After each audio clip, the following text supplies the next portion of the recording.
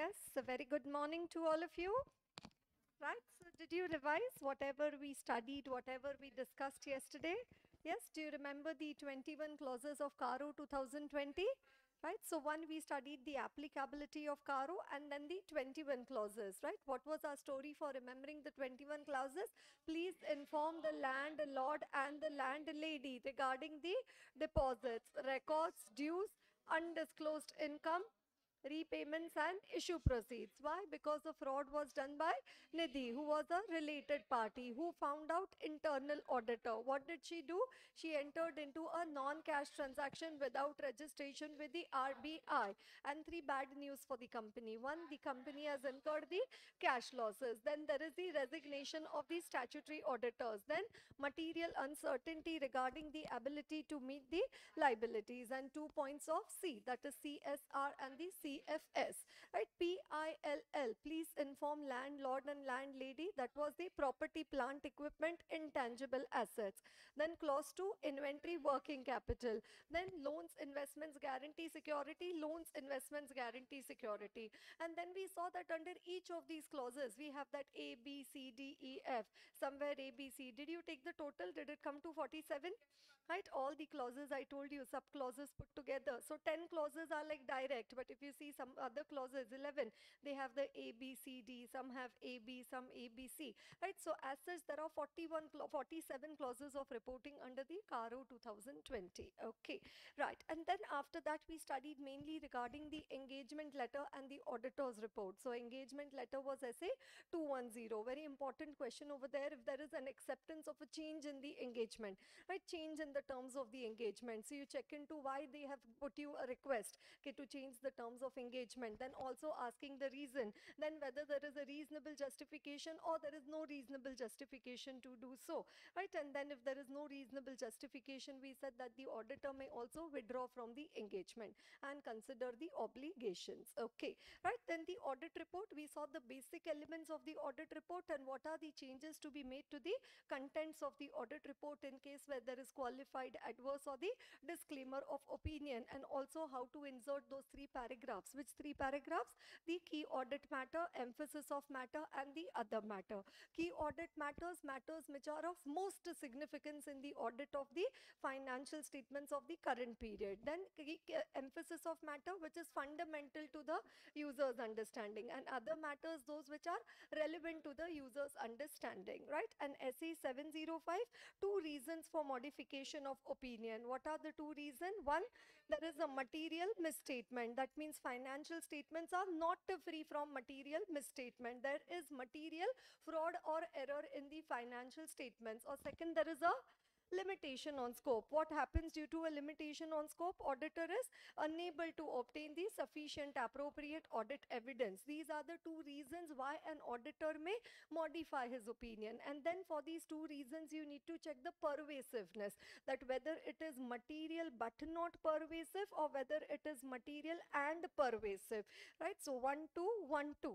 right? We said 1 2 and 1 2, 1 1 combination, qualified opinion, true and fair except for the effect of the matters described in the basis for qualified opinion paragraph. Then 1 2, adverse opinion, not true and fair because of the matters described in the basis for adverse opinion paragraph. 2 1, qualified opinion, true and fair except for the possible effect of the matters described in the basis for the qualified opinion paragraph. And 2 2, disclaimer of opinion. We are not in a position and we do not express an opinion on the financial statements because of the matters described in the basis for disclaimer of opinion paragraph. Okay, and total, what were the total contents of the audit report? Title, yes, addressee, then opinion, or it could be modified opinion, then it is basis for opinion, or it could be the basis for the modified opinion. What comes in this paragraph is the SRES, right? And if there is a modification, then first again the matters which gave rise to the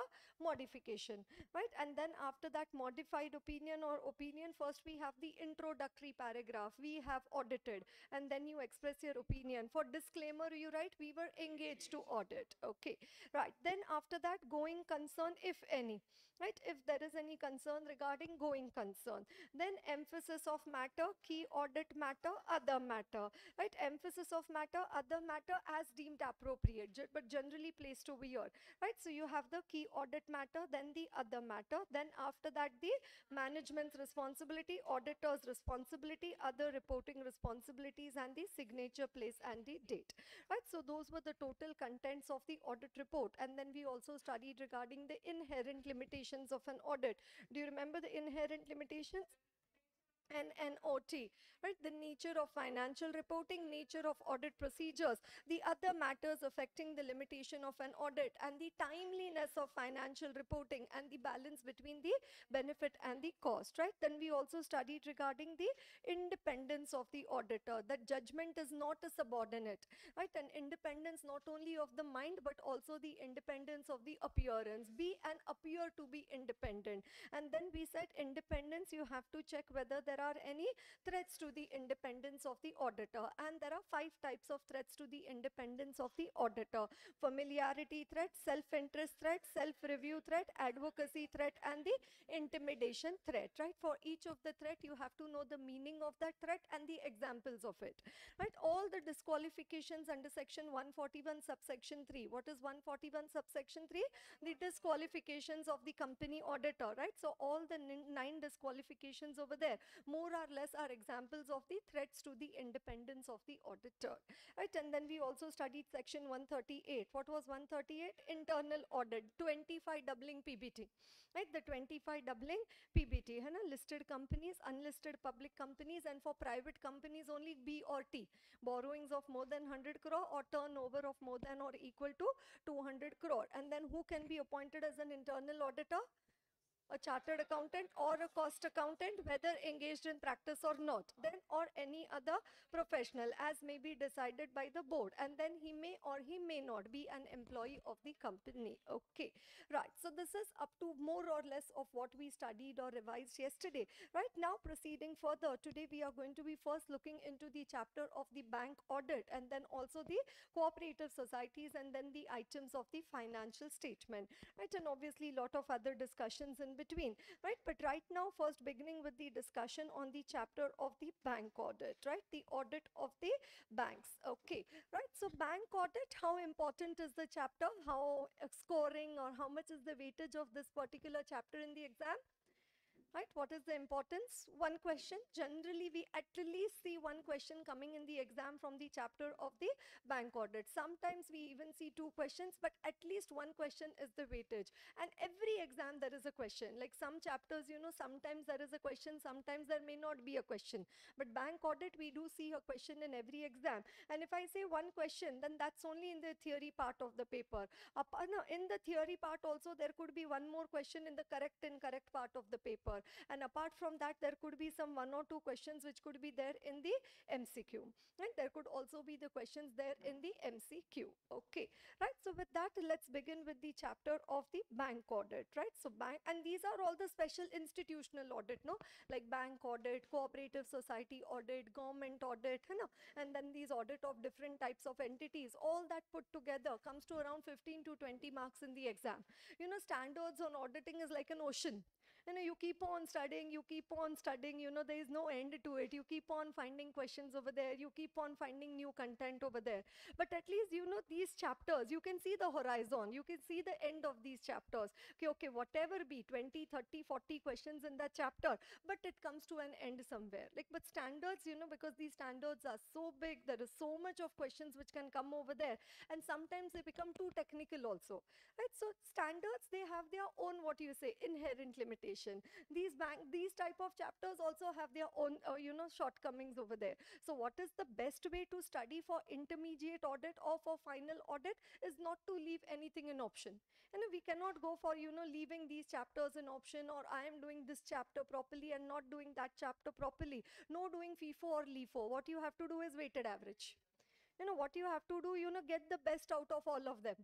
and get the best out of all of them. Yes, all the chapters which we have over there, right? So that actually mitigates the risk also. That gives you a good hedge, you hedge yourself very properly when you study all the chapters, right? So I always tell my students that there is no option about leaving anything in option.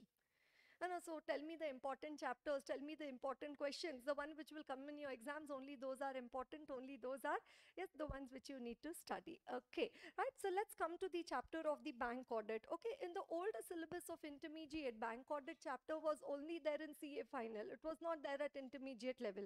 But then they found, okay, oh, during articles of these students are, the articles, they are doing lot of bank audit.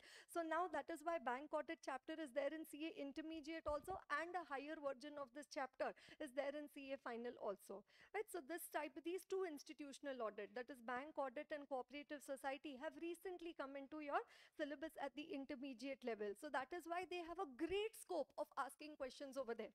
You understand, if a particular chapter is there in the syllabus since last 10 years, 20 years, so then, since ages they are asking questions from that particular chapter. But this is like a new arrival. Like, 701, yesterday we studied key audit matter. It's a new arrival. I told you, it's trending. And there's a lot of questions coming in the exam from the 701, key audit matter. Similarly, bank audit, again, a chapter where a lot of questions could be expected to be seen in the exam.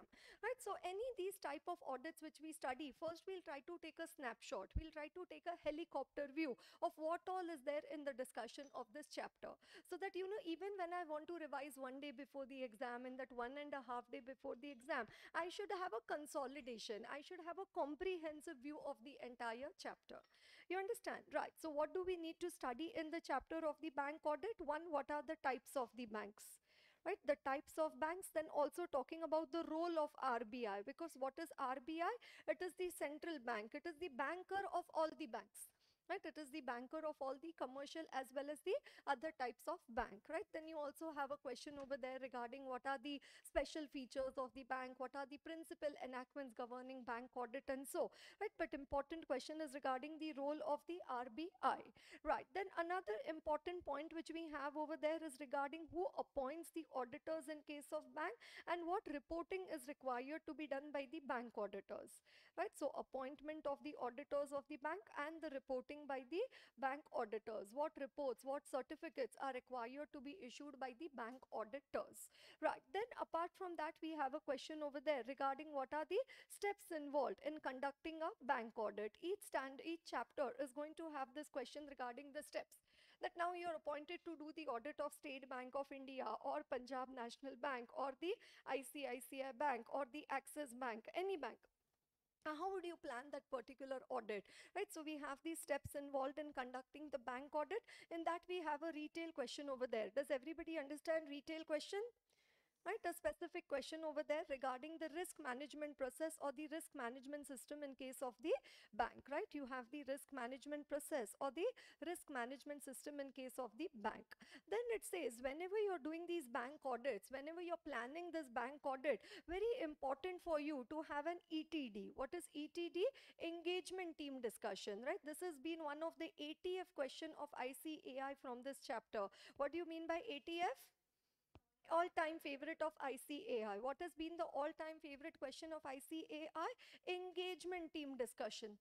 And so engagement team. So like say 70 members of your office, 70 staff of your office are going for this particular bank audit. So what discussion should be held amongst the members of the engagement team? What all they should discuss, right? So what all they should discuss about and why they should discuss? What are the advantages of such a discussion, right? Both of these super favorite questions of ICAI. Right, so what they discuss in the engagement team discussion, and second, why do they discuss? What are the advantages of having such a discussion? Are you getting that? ETD. What is ETD? The engagement team discussion. Okay, then coming to the nerve of the chapter. What is the nerve of the chapter? The verification of the advances. Because mainly CA, when you are doing the bank audit, what you have to audit the advances of the bank. In CA final, they also talk about the verification of the deposits of the bank. Because in the bank, you either keep a deposit, you open a current account or a savings account with the bank. That means you've kept a deposit with the bank. And if you take a loan from the bank, that means you say you have taken a loan. But what does bank say? That we have given an advance to a customer. You understand? No, we say that we have taken a loan from the bank. But what does the bank say? That we have given an advance to our customer. So verification of the advances. Again, what are the internal controls which should be there in the bank for the advances? Can any person just come to the bank and take a loan from the bank, or is there a procedure which they need to follow before a loan is sanctioned by the bank? Right, then the substantive audit procedures, again an ATF question, right? The substantive audit procedures, regarding how do you do the audit of the advances given by the bank, right? So the substantive audit procedures, again then there is a question regarding the recoverability of the advances, right? That as an auditor, because you've given an advance, but also the bank needs to check for the recoverability of the advance, right? So the recoverability of the advances. And then the most challenging or the tricky part of the syllabus in bank audit chapter is regarding the RBI prudential norms, right? RBI prudential norms with respect to the asset classification, the income recognition and the provisioning, right? The RBI prudential norms with respect to the asset classification, then the income recognition and also the provisioning. So asset classification, income recognition and the provisioning norms, right? Asset classification, what is the classification of the advances of the bank? One, you have the standard asset, and second you have the NPA, that is non-performing asset, right? Under standard asset, nowadays in RTP number 22 also they have put a question regarding the special mention accounts. What is special mention account? Right, so when does an advance of a bank become a non-performing asset?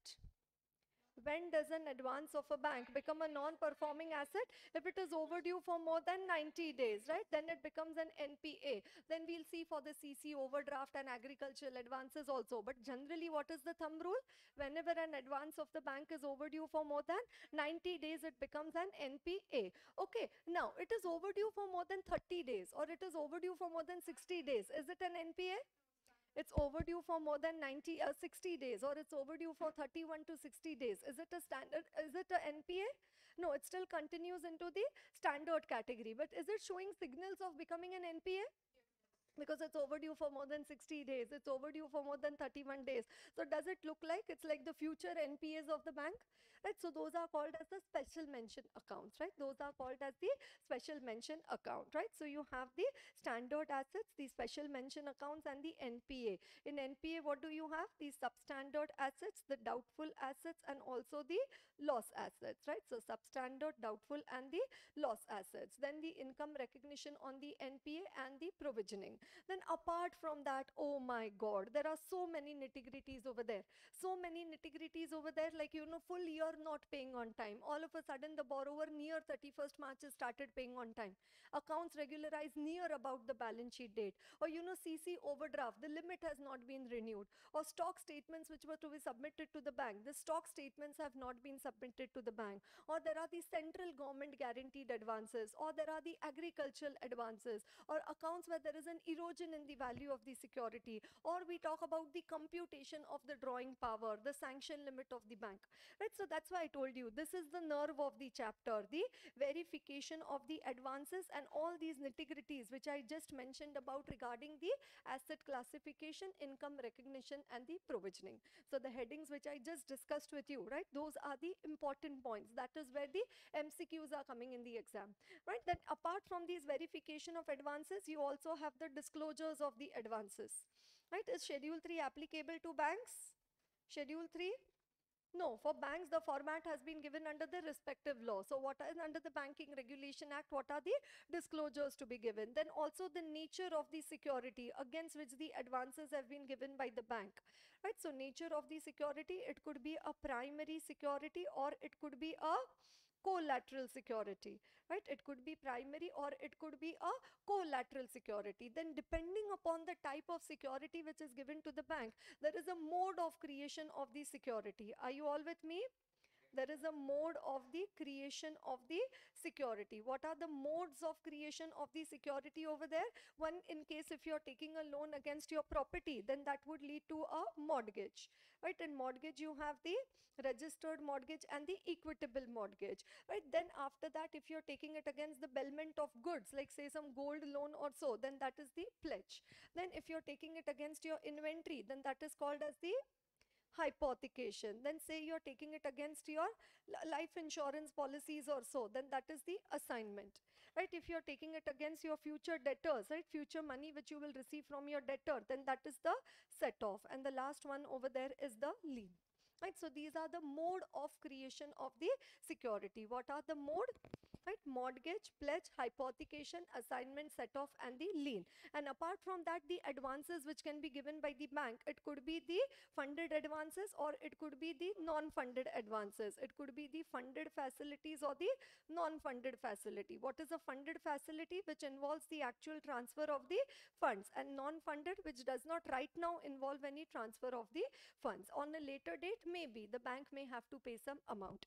So, oh my God, I literally filled up one page just talking about the advances of the bank over there.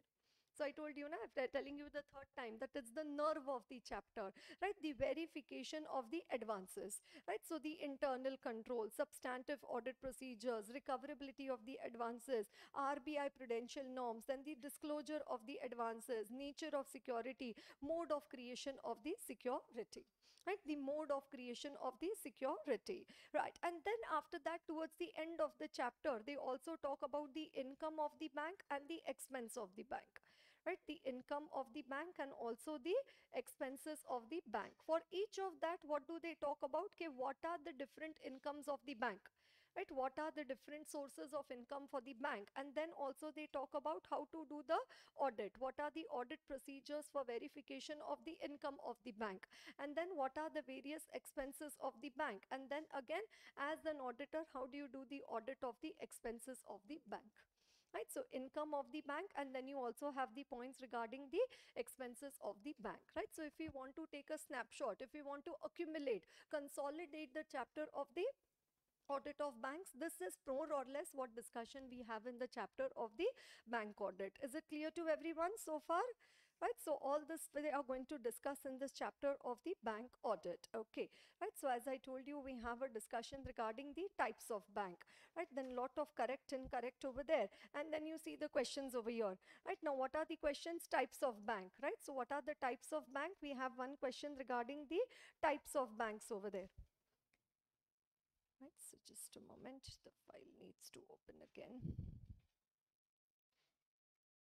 Right, so types of bank. If in case if you're using these books and if you see any particular question, there is no reference given over there. What does that mean? That it's either a study material question or it is an MTP question, mock test paper.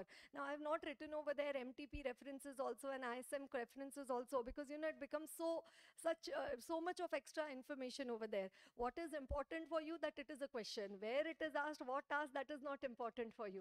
Right, but RTP and suggested those references I've given. So if it's RTP, I've written RTP May 21. And if it's asked in the exam, then I write it with the marks that it was asked for 3-4 marks May 2019 and November 2019. Okay, right. So anyways, there is a question regarding the types of bank. Then Reserve Bank of India, a regulating body. Then types of bank audit report to be issued, right? What are the types of report? Then also, what did I say? Discussion amongst the members of the engagement team. What is that? ETD.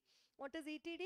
The engagement team discussion. Then what are the advantages of the ETD? Advantages of the engagement team discussion. Then you have understanding the risk management process, one of the retail question. Then another retail question, assessing the risk of fraud including the money laundering, right? Then explain the meaning of funded loans. What is a funded loan? Which involves the actual transfer of the funds. And then what are the examples of the funded loans, right? Then also a question regarding the collateral, right? Security or the collateral. So nature of security. What are the two nature of security? It could be a primary security or a collateral security, right? So primary or the collateral. Then what are the common types of security? Then mode of creation of security. What are the mode? I told you: mortgage, pledge, hypothecation, assignment, set off, and the lien.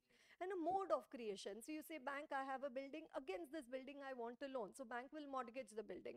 I say that, bank, I have some gold. Against the gold, I want the loan. So bank will pledge the gold. And I have some equity shares of some company. Against that, I want a loan. So bank will pledge those security.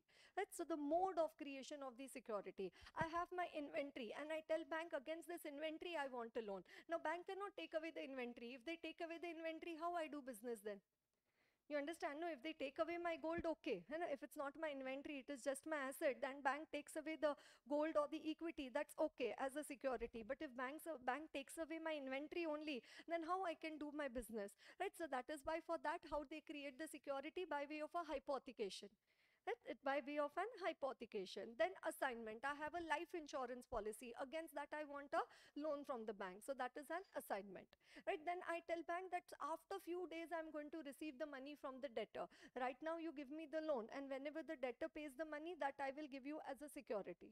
Right? So that is the set off over there, right? Investment of a debt, future debt. And then after that, lien. Lien is what? Possession of the property of the other for the recovery of the dues, right? So mode of creation of the security. Then a question regarding evaluation of the internal controls over the advances, right? Then super favorite question of ICI, the substantive procedures for audit of advances, right? Put in the RTP so many times and finally asked in exams also, right? So audit procedures, right? And then those nitty gritties, okay, out of order status, agricultural advances, then the drawing power and the sanction limit. Again, a question regarding the drawing power, right? Drawing power. Then agricultural advances and accounts where there is an erosion in the value of security. Then provision for NPA, advances under consortium. What is consortium? When more than one bank come together and give the loan, right? Like a joint audit type, right? So consortium loan. So all this up to question number 21 is regarding the advances, right? So starting right from question number, right, wherein we start our discussion regarding the security, yes, from the after the fraud question, right, question number 8 up to question number 21, it is all regarding the advances of the bank, right from question number 8 up to the question number 21 in this book, okay, whichever book you refer, it is okay. That's the discussion regarding the advances of the bank, all questions regarding the advances. And then what did I tell you? There are questions regarding the income of the bank and expense of the bank, right? So here you have the audit approach and the procedures for the income of the bank, right? So are they asking you what is the income of the bank, or are they telling you how will you do the audit of the income of the bank?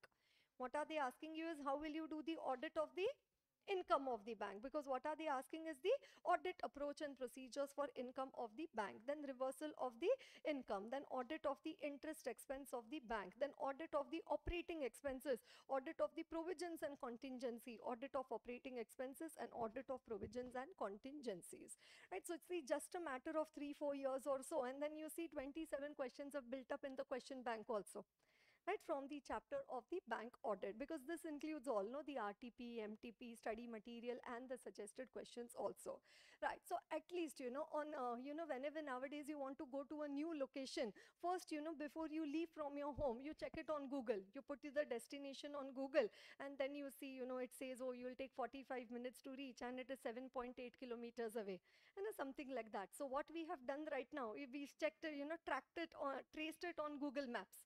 Okay, this is all what we need to discuss in the chapter of the bank audit, and then this is the questions which are coming in the exam. Right, with that, now we begin with the chapter of the bank audit. Are you all with me? Everybody, did you get an idea of what we have to discuss in bank audit now? Okay, so now whenever we see this heading, types of bank, you have to know there is a question asked for that one. And then in MCQ, how they will ask the question in the MCQ, that banks which are set up in the rural areas, or something like, banks which are set up on the basis of cooperative principles are called as commercial bank, regional rural bank, payment bank, or cooperative bank.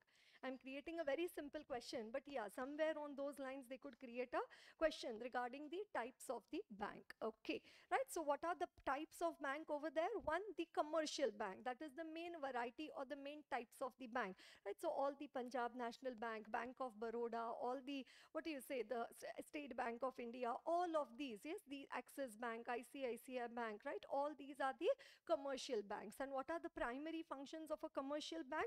Obviously two: accepting deposits and granting the advances, right? So accepting the deposit and granting the advances. So what do we say?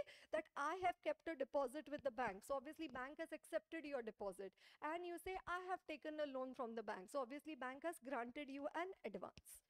You understand? Bank has granted you an advance. So these are the two main functions of the bank. What are the two main functions of the bank?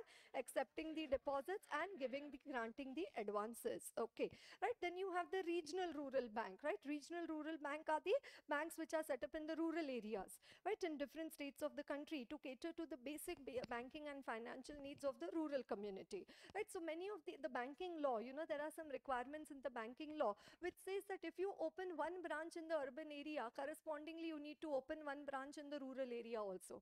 You cannot have just expansion of your banking operations in the urban area, right? So if you open one bank in the urban, correspondingly one branch of the bank you need to open in the rural areas also, right? So obviously rural area, there is very concessional rate of loan, or many of the loans which are interest free loans also there is lot of subsidy, there is lot of waiver of the loan which is given, and a waiver, like say agricultural crop, and so loans given for that, and then there were drought or famine or something, or flood took place, then what they do the waiver of the loan, right? So regional rural bank, right? Regional rural bank, right?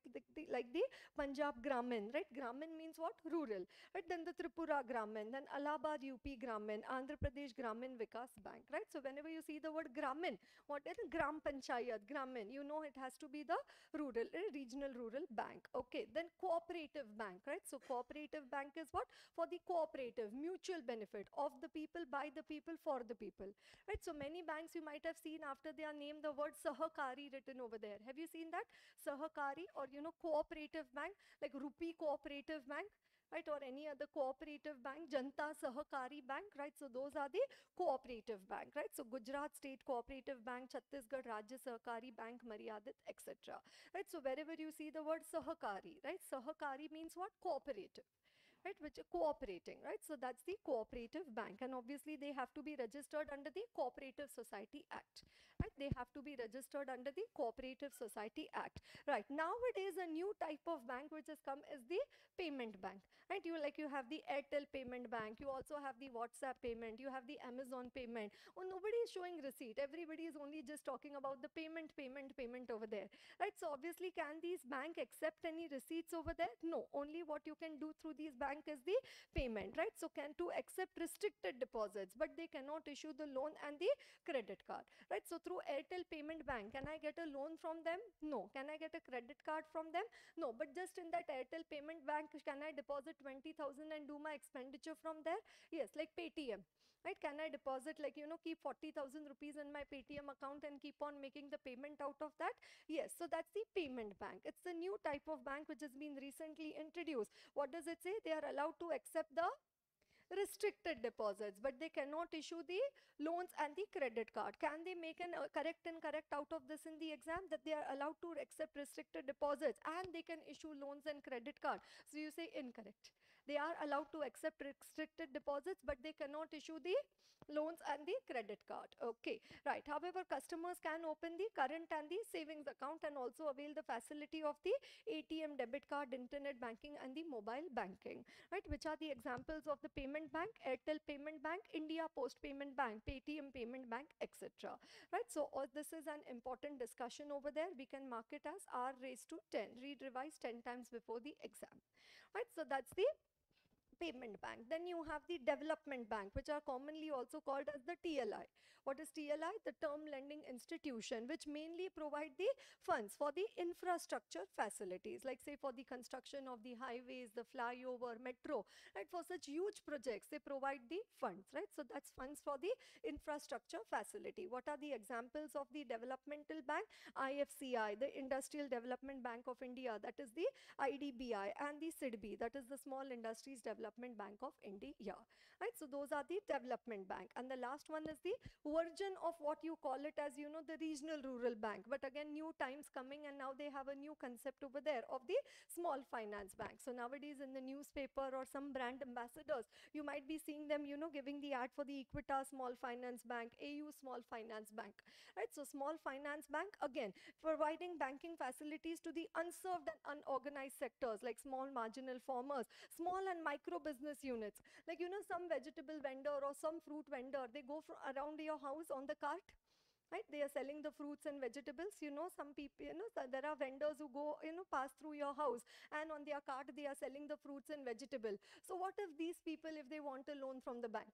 I know you're covering mainly the farmers in the regional rural bank, but now they say in the urban areas also there are many people who are having very micro business unit, or you see somebody who is having a street stall on which they are selling some food items over there or some sweet lime juice over there, right? So then these small finance bank are providing the finance facilities, the basic banking and financial facilities to the unserved and the unorganized sectors, right? The unserved and the unorganized sectors. Okay, right? So what are the 6 types of bank over here, everyone?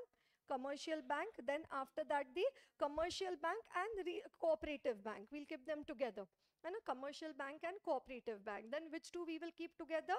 Regional rural bank and the small finance bank, right? Regional rural bank and the small finance bank, and then you have the payment bank and the development bank, right? So CC, what is CC? Commercial bank and cooperative bank. Then you have the regional rural bank and also the small finance bank, and then you have the payment bank and the development bank. Okay, great. Then after that we have the peculiarities involved in bank. What is so great, what is so special about the bank audit? Look at the adjectives over there: huge volume of transaction, wide geographical spread, large range of product, extensive use of technology, and strict vigilance by the banking regulator. So everything is so, like, grand over there, right? What does it say? Huge volume and complexity of transaction. Like, State Bank of India, it has some 22 crore customers. So 22 crore accounts, that's like a huge volume of the accounts with the bank, right? Geographically dispersed, like they have 10,000 ATMs, they have 700, 800 branches, right? So again, it is having a geographical spread, right? Then large range of products and services. You see, banks, they provide so many different types of the services. Extensive use of technology, because banks were one of the first ones to adopt computers, right? They went for the core system of the banking, centralized online real-time electronic system of the banking, right? Centralized online real time and the electronic system of the banking, right? Bank is the core system of the banking, right? Nowadays it doesn't matter which bank, which branch of the bank you have a bank account with, doesn't matter which bank also you have a bank account with. Even though if I say have an account with State Bank of India, can I go to an ICICI bank ATM and also withdraw my money? Yeah, you understand that? No, so it doesn't matter. Earlier, to, oh no, no, no, my branch is in T Nagar branch, so I have to go to T Nagar branch only. Nothing like that. Nowadays, you go anywhere, just tell your mobile number or your account number, and nowadays, more, you don't need to go to a bank only.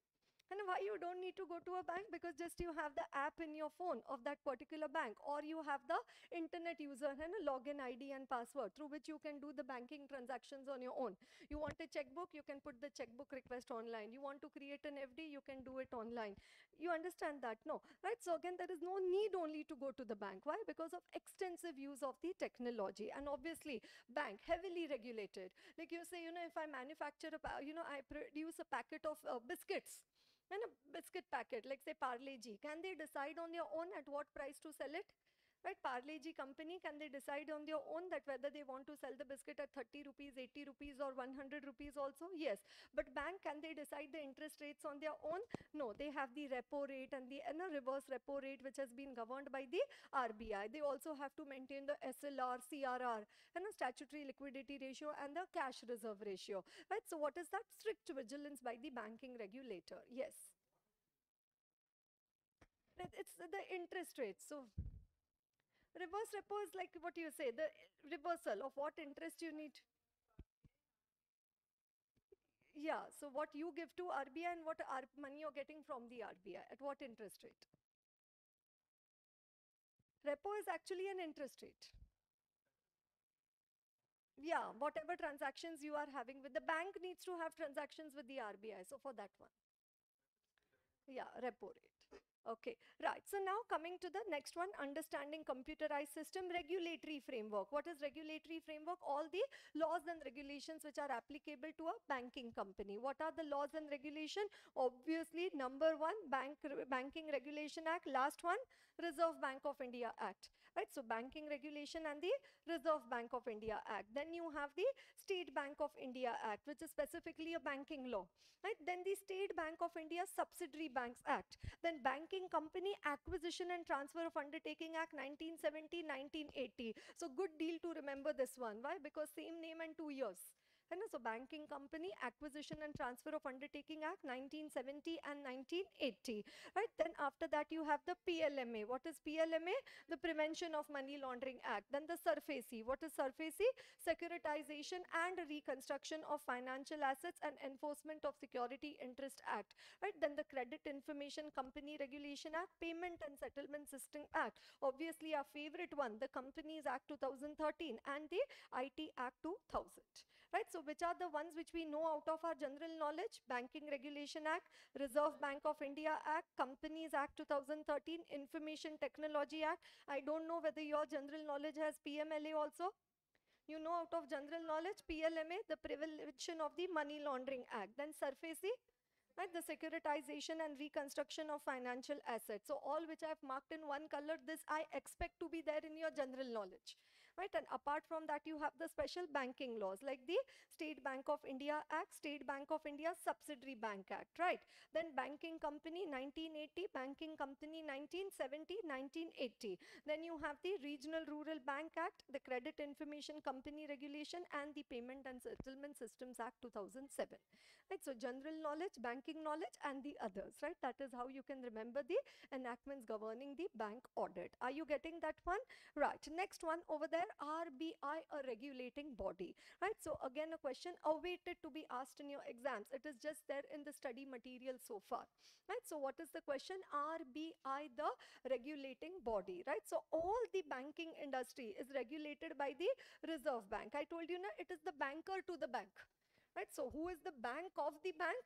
Reserve Bank of India. So who is the banker for ICICI Bank or Punjab National Bank? The Reserve Bank of India. It is the regulating bank of the country which acts as the central bank of our country, right? It development and supervision of the constituents of the Indian financial system, also deciding upon the monitoring and monetary and credit policies, and regulating the activities of the commercial and the other banks, right? Regulating the activities of the commercial and other banks, right? So RBI is responsible for the Indian financial system, monetary and credit policies, and also regulating the activities of the commercial and other types of bank. Okay, right. Again, they asked in the correct incorrect, you know, that RBI is responsible only for regulating the activities of the commercial bank.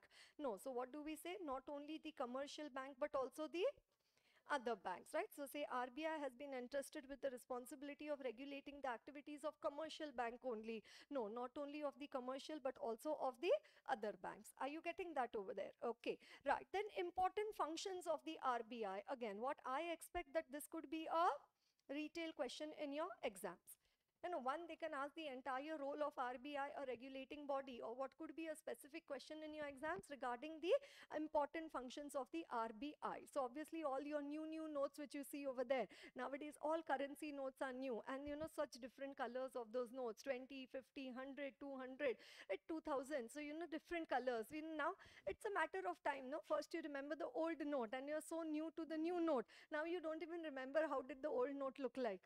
You know, quite used to seeing the new note only now, right? So obviously one role of the RBI is the issuance of the currency and the regulation of the currency issue, right? So how many notes are required to be printed? Sometimes when you go to the bank, you get an absolutely, you know, new bundle of money over there, right? Sometimes from the ATM also new notes come out, and sometimes very old notes come out, right? So what does it say? Issuance of the currency and the regulation of the currency issue. Then as of 2 points regarding the currency, pay attention, right? The moment you don't pay attention, the question comes in the exam, right? So what is 2 points over there regarding the currency? Then next 2 points over there is acting as a banker to the central and state government, and also acting as a banker to the commercial and other types of banks. So acting as a banker to the central and state government, and also acting as a banker to the commercial and the other type of bank. And also RBI has been entrusted with the responsibility of regulating the activities of the commercial and other types of banks. So actually this point is common. It was there in the RBI is responsible for also, and it is there over here also, that RBI has been entrusted with the responsibility of regulating the activities of the commercial and other bank. Then obviously no bank can open a branch without getting a license from the no bank can commence business or open any branch without getting a license from the without getting a license from the RBI, and RBI also has the power to inspect any bank. right? RBI also has the power to inspect any bank, right? So, you know, we say from the chapter of bank audit, one question comes in exam. Is it so possible that that one question could be this one?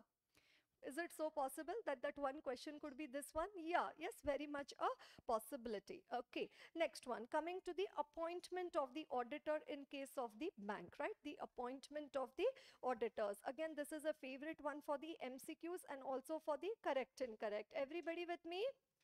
Right, all of you with me, right?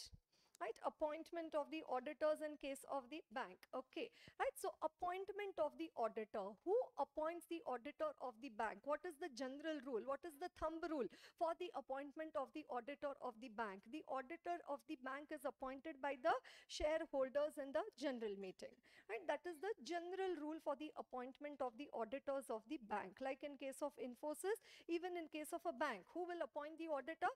The shareholders in the general meeting will appoint the auditor in case of the bank. Are you getting? So ICICI Bank, or you know, who will appoint the auditor over there? It says the shareholders in the general meeting. However, in case of a nationalized bank, the auditor will be appointed by the concerned bank acting through its board of directors. Right, so now in case of the nationalized bank, like say in case of Bank of Baroda or the Punjab National Bank, now the auditor will be appointed by the concerned bank acting through its board of directors, whether appointed by shareholder or whether appointed by the board of directors. In either case, the approval of the RBI is required before the appointment is made. In either case, the approval of the RBI is required. So, so far, so many points. What points I've discussed with you regarding appointment? 3 points. General provision, thumb rule by the shareholders in the general meeting, but in case of a nationalized bank, to be appointed by the board of directors, concerned bank acting through its board of directors. In either case, whether appointed by shareholder or BOD, the approval of the RBI is required. In case of the State Bank of India, the auditors are appointed by the CNAG, Comptroller and Auditor General of India, in consultation with the CG, that is the central government. Then the auditors of the subsidiaries of State Bank of India are appointed by the State Bank of India, and the auditors of the RRB, that is the Regional Rural Bank, are again appointed by the concerned bank with the approval of the CG. Right, with the approval, concerned bank acting through its board of directors, but with the approval of the CG. Right, so 1, 2, 3, 4, 5, 6. These are the 6 points which you need to know regarding the appointment of the auditor in case of the bank. What are the points over there? Right, general power to appoint the auditor of the bank is with the shareholders. Nationalized bank, the auditor will be appointed by the concerned bank acting through its board of directors. In either case, the approval of RBI is required before the appointment is made. The auditors of the State Bank of India are appointed by the CNAG in approval with consultation with the central government. Auditors of the subsidiaries of State Bank of India are appointed by the State Bank of India, and RRB, the auditor, is appointed by the concerned bank with what you say, acting through its board of directors, but with the approval of the CG. Are you getting that? Right. So,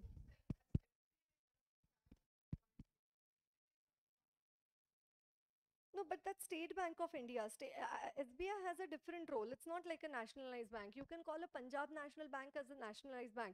When you pay your taxes to the government, you pay your income tax. Which bank do you deposit your income tax in?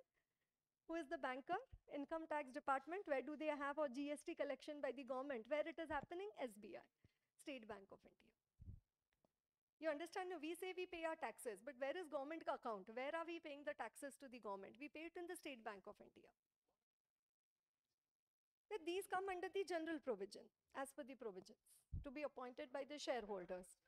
No, nationalized bank, no. So it is like there you have the rule of the scheduled bank and the non-scheduled bank. So all which come under the schedule of the Banking Regulation Act, they are all referred to as the scheduled banks. Yes, scheduled bank need not necessarily be a nationalized bank. Schedule, that's what I'm telling, which comes under the Banking Regulation Act, which given under the schedule of the Banking Regulation Act. Nationalized bank is like the Punjab National Bank or the Bank of Baroda, which has been established, you know, which is under the State Act or so, something like that. But ICICI Bank, Axis Bank, HDFC Bank, those will be coming under the scheduled commercial banks over there. But these are private sector banks, no, and these are other ones are the public sector banks. Yes, not necessarily. Not necessary. Right? Don't bring the concept of the scheduled banks over here, because that will create a confusion for you to give the answers regarding the appointment of the auditor. Here you have to remember that the general provision is of the relevant enactments, like whatever are the law applicable is appointed by the shareholders in the general meeting.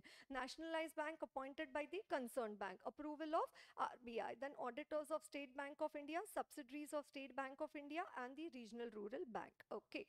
Right, now coming to the audit report in case of the bank, right? So audit report of the auditor in addition to their main audit report. What is their main audit report? True and fair view, right? Whether the balance sheet gives a true and fair view, and whether the profit and loss account gives a true and fair view. This is the main audit report, right? Then after that, what does it say? Explanation on information, whether it is satisfactory. Right, now generally what do we have? Right, I'll just quickly discuss with you two sections of company law over here, 143.1 and 143.3. So I'm taking a diversion from bank audit chapter, I'm entering into the company audit chapter, wherein I'm discussing with you 143.1 and 143.3. What is 143.2? That is the main bread and butter, true and fair view. That is 143.2, to express an opinion on the true and fair view. But right now I am discussing with you is 143.1 and 143.3. What is 143.1? Duty as to inquiry. 6 points of inquiry under 143.1, and 143.3, duty as to reporting. 10 points of reporting under 143.3. Right, 6 points of inquiry under 143.1 and 10 points of reporting under 143.3. Right, this duty as to inquiry and duty as to reporting, what is the main difference between these 2 points over here? What is the main difference between these 2 points over here? Okay, duty as to inquiry, we only make an inquiry. If we don't have an adverse finding, we don't mention about these points in our report. Only in case if there is an adverse finding, we mention about these points in our report. Favorite question of ICI in the correct and correct. That auditor is always required to report on the points of 143.1. No. Only when there is an adverse finding, you need to report on the matters of inquiry of 143.1. But duty as to reporting, whether you have a finding or whether you don't have a finding, you always need to report. Whether you have a finding or where you don't have a finding, in all cases you need to report. Okay, right? What are the 6 points of inquiry under 143.1?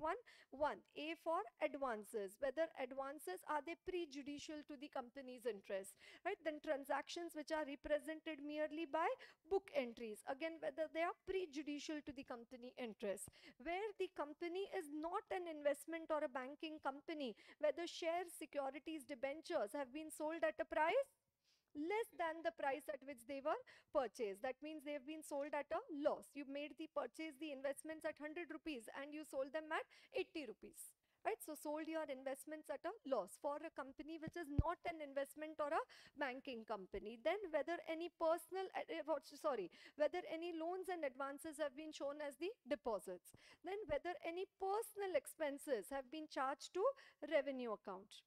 Whether any personal expenses have been charged to revenue account. And what does it say? Where shares have been issued during the year for cash, then whether cash is actually received. And if not for cash, that means issued for consideration other than cash, then whether the position shown in the balance sheet, is it correct, regular, and not misleading. Right, the position shown in the balance sheet, is it correct, regular, and not misleading. Right, so A for advances, B for book entry, C for company, D for deposits, E for expenses, and F for fake shares. Whether the company has issued any fake shares. Because if you have issued shares for cash, you should have received cash. And if you've issued shares for consideration other than cash, then whether position shown in the balance sheet, is it correct, regular, and not misleading. Are you getting that, everyone? Duty as to inquiry. Will I always report on these 6 points? No, only if there is an adverse finding, auditor, you need to report. If there is no adverse finding, auditor, there is no need to report. What are those 6 points? I will inquire. Loans and advances, are they prejudicial? Like something what we saw yesterday in clause 3 of Caro also. That loan given 50 lakh, what security taken 20,000. You say, oh my God, what are you doing? And transactions represented merely by book entry, again whether they are prejudicial, so fictitious journal entry. Right, then company not being an investment or a banking company, share, security, debenture sold at a price less than the price at which they were purchased. Then whether any loans and advances have been shown as deposit. You know, you're giving loan to everybody, but you're saying, no, no, I've just kept a deposit with them. So that's a window dressing. Then whether any personal expenses have been charged to the revenue account, and where shares have been issued for cash, whether cash is received and issued for consideration other than cash, then whether the position shown in the balance sheet, is it correct, regular and not misleading. Are you getting that? Super favorite question of ICAI from 143.1. Cannot happen that you study intermediate audit and you finish company audit chapter and you don't know about these provisions. You're disqualified for being an inter student in that case. You understand disqualifications? Ah, that's a disqualification then. Okay, right. So 143.1. What is 143.1? Duty as to inquiry. And when do you report on these points? Only when there is an adverse finding, right? The auditor should make a report to the members only when he finds any of these matters in the adverse. And what is it? A for advances, B for book entry, C for company, D for deposits, E for expenses, and F for fake shares, just to make it similar. Right, F for fake shares. Are you all with me? Right, and then duty as to reporting. Now today your life will become very interesting because they asked a question also. You say, ma'am, since the day I joined CA course, there is no less interesting things happening in my life. But today it will become more interesting. And a 143.3. Yesterday did we see contents of audit report? After management's responsibility, there was auditor's responsibility. After auditor's responsibility, there was other reporting responsibility. Here we report on the matters of 143.3. And here we report on the matters of the 143.3. Everybody with me? Right? No need, no time right now to fall asleep or to feel sleepy, you know. Your sleep will otherwise wake up on the day of your result. Then what is the use? Right? So what are we talking about right now? The duty as to reporting, the 10 points of reporting under 143.3. And what are the 10 points of reporting? Information proper, then branch books, right? Then AS adverse. This though you have to learn it. AS adverse, directors, maintenance, IFC and others. Right? Directors, maintenance, and then IFC and others. Are you getting that? 10 points of reporting under 143.3. What are the key words for those 10 point of reporting, everyone? Information proper, branch books, AS adverse, directors, maintenance, IFC and the others. Are you getting it? Right, so far did you get? What is 143.3J? Oh, what is 143.3J? Others. 143.3J. What is 143.3J? Others. In 143.3J, you have A, B, C, D, E, F, G. In E, you have E1, E2 and E3. That's what I told you. I'll make your life interesting. In 143.3J, you have A to G. In E, you have E1, E2, E3. So how to give the reference of 143.3J in that J, in that E, E2? Maybe. And that's a possible reference over there. And did they ask a question in the exam? Yeah, they asked a question. 143.3J, what are the matters of reporting under 143.3J? Specifically, they asked a question. Or one more question, they ask, pending litigations, are they required to be reported by the auditor? Yeah, that's the first point under 143.3J, A, pending litigations. Okay, right. So anyways, 143.3J, we'll come to that later. Before that, let's see these first 10 points over there, 9 points over there. Are you all with me, everyone? Right. So what are the 10 points over there? Information. Whether he has sought and whether he has obtained, who he? Auditor. So whether the auditor has sought and obtained all the information and explanation which to the best of his knowledge and belief were necessary for the purpose of the audit. Auditor has to give mention in his report under 143.3.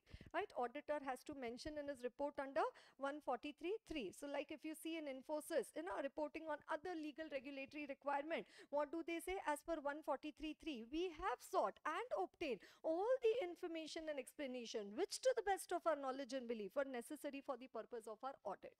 Was this a requirement of 143.3? Whether he has sought and whether he has obtained? Yeah. And then auditor is saying in the report, we have sought and we have obtained information and explanation which to the best of our knowledge and belief was necessary for the purpose of the audit. Everybody, are you with me? Yes. Then whether proper books of account as required by law have been kept and proper returns adequate for the purpose of audit for branches not visited by him. Then whether branch auditors report have they been forwarded to the company auditor, right? Have they been forwarded to the company auditor? Then whether balance sheet and profit and loss account, are they in agreement with the books of account? Very important point of reporting, because many company management to prepare financial statements, they don't require books of account. And they tell, okay, we please prepare our financial statements. So then you say, okay, to prepare financial statements, I will give you books of account. They say, no, I don't require books of account. You just tell me two things, how much profit you want to show and how much tax you want to pay. I will prepare accordingly and give it to you. Will such accounts give a financial statements give a true and fair view? No. What does it say? Balance sheet and profit and loss account, are they in agreement with the books of account? Are you getting that, everyone? Yes. Whether financial statements comply with the AS. Any observations or comments which have an adverse effect on the functioning of the company? Adverse effect means what? Effect on going concern, where there is a material uncertainty regarding the going concern, whether any director is disqualified under 164(2), any qualification adverse remarks regarding the maintenance of account. Then IFC, now statutory auditors, you also need to do the reporting on the IFC under 143(3)(I). Right, whether the company is having the adequate internal financial control and the OE. What is OE? The operating effectiveness of such control. So whether the company is having the adequate internal financial controls and also the operating effectiveness of such control. In case of which companies auditor need not do the IFC reporting?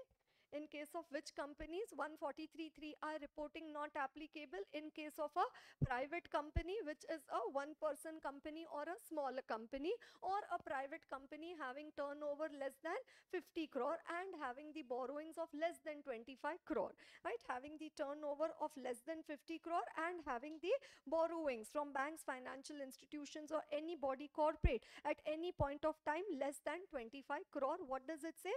For those companies, statutory auditor no need to do the IFC reporting under 143(3)(I). So quickly tell me, A Private Limited having the turnover of 39 crore and having the borrowings of 39 crore, is statutory auditor required to do the reporting on IFC? Right, 143(3)(I), A Private Limited, turnover 39 crore, borrowings from banks, financial institution 39 crore. Is statutory auditor required to do the reporting on IFC under 143(3)(I) for A Private Limited? Yes. Why? Because though they are fulfilling the conditions of turnover being less than 50 crore, but the borrowings are not less than 25 crore, that is IFC reporting will have to be done by the auditor. Are you getting that? Both the condition, it is attached with an and, right? Both the conditions are required to be fulfilled. Turnover should be less than 50 and borrowing should also be less than 25 crore. Right. And then what is the last point over there? Other, such other matters as may be prescribed. And under that such other matter, how many points are there? Yes, 6 points over there. A, B, C, D, E, F, G. 7 points over there, right? Under the 143(3)(E). 143(3)(J). Are you all with me? Right, 143(3)(J). What are the 7 points over there? A point over there, pending litigations. Right, whether the pending litigations, right? Then 143(3)(J)(B). What is that? The material foreseeable losses. Right, the material foreseeable, that you can see these losses which will happen in the future. Then whether there has been any delay in transferring amount to the investor education and the protection fund. D has been omitted. What was D regarding? Right, what was D regarding? It was regarding the disclosure of the 500 and 1000 rupee notes, the specified bank notes after demonetization. So obviously it came for some time and then the reporting went away. And so D has been omitted. E, I will come to that shortly. And then what is F? Whether dividend paid or declared during the year, whether it is in compliance with section 123 of the Act. And a dividend paid or declared during the year. Now auditor, you have to report under 143(3)(J)(F). What you need to report? Whether dividend paid or declared during the year. Is it in compliance with section 123 of the Act? Are you able to understand that? And whether the company is making use of such an accounting software. Whether the companies like Tally, SAP, are they using such an accounting software which has an audit trail feature, which has a system of recording the audit trail, and whether that feature has operated throughout the year, it has not been tampered with, and it has been preserved as per the statutory requirements for record retention. What are the statutory requirements for record retention? What are the statutory requirements for record retention? Company needs to maintain books of account for 8 years. Company needs to maintain books of account for 8 years. Auditor needs to preserve working papers for 7 years. But a company needs to maintain books of account for 8 years. So OTP. But T cancel. Why cancel? Because not tampered with. Don't write that it has been tampered with. What you will say, that company has an accounting software which has an audit trail feature which has operated throughout the year. It has not been tampered with. Otherwise you will make a mistake over there. Okay, it has been tampered with. No, it has not been tampered with, and it has been preserved as per the statutory requirements for the record retention. So that is the OTP, right? OTP. Are you getting that? Audit trail. And now coming to E1, E2 and the E3. Right, E1, E2 and the E3. Right, so what is E1, E2 and the E3 over there? If we can just briefly, quickly understand that over there. Right, company. So I am the company, and say these are the promoters, ultimate beneficiaries of the company. I am the company, and these are the promoters of the company. Now obviously company always, like Yes Bank, they gave so much of money to their promoters, but did they directly give it to their promoters? No, the company gave it to the intermediary with an understanding that they will further pass on the benefit to the promoters of the company, right? So whether the company has advanced any funds to whom? To the intermediary, with an understanding other than is disclosed in the notes, that this money will be used for the benefit of the ultimate beneficiaries of the company. This money will be used for the benefit of the ultimate beneficiaries of the company, right? So whether any funds have been advanced by the company to the intermediary with an understanding that they will use it further for the ultimate beneficiary. What does auditor need to report? Okay, no funds have been advanced. And how do you report that? You need to take the written representation from the management that other than as disclosed in the notes to account. So can a company give money to intermediary that you further give it to the promoter? Yes, but it should be disclosed in the notes to account. But there are such funds which have been given by company to the promoter, and it has also not been disclosed in the notes to account. Like that, there should be no amount. Right, so what does it say? And regarding this, the auditor needs to take a written representation from the management. What written representation from the management the auditor needs to take? Where the management has represented. That means what? Auditor, you need to take the written representation that to the best of their knowledge and belief, other than as disclosed in the notes to account, no funds have been advanced or loaned or invested by the company in any person, entity, including foreign entities, called as an intermediary. So no funds have been advanced by the company to the intermediary with an understanding, whether recorded in writing or otherwise, that the intermediary shall directly or indirectly lend, invest in other person or entity in any manner whatsoever by or on behalf of the company, right? Ultimate beneficiaries, or provide guarantee, security or the like on behalf of the ultimate beneficiaries. So ultimately what it is saying, no fund should be given by the company to the intermediary with an understanding that further it will be used for the ultimate beneficiary.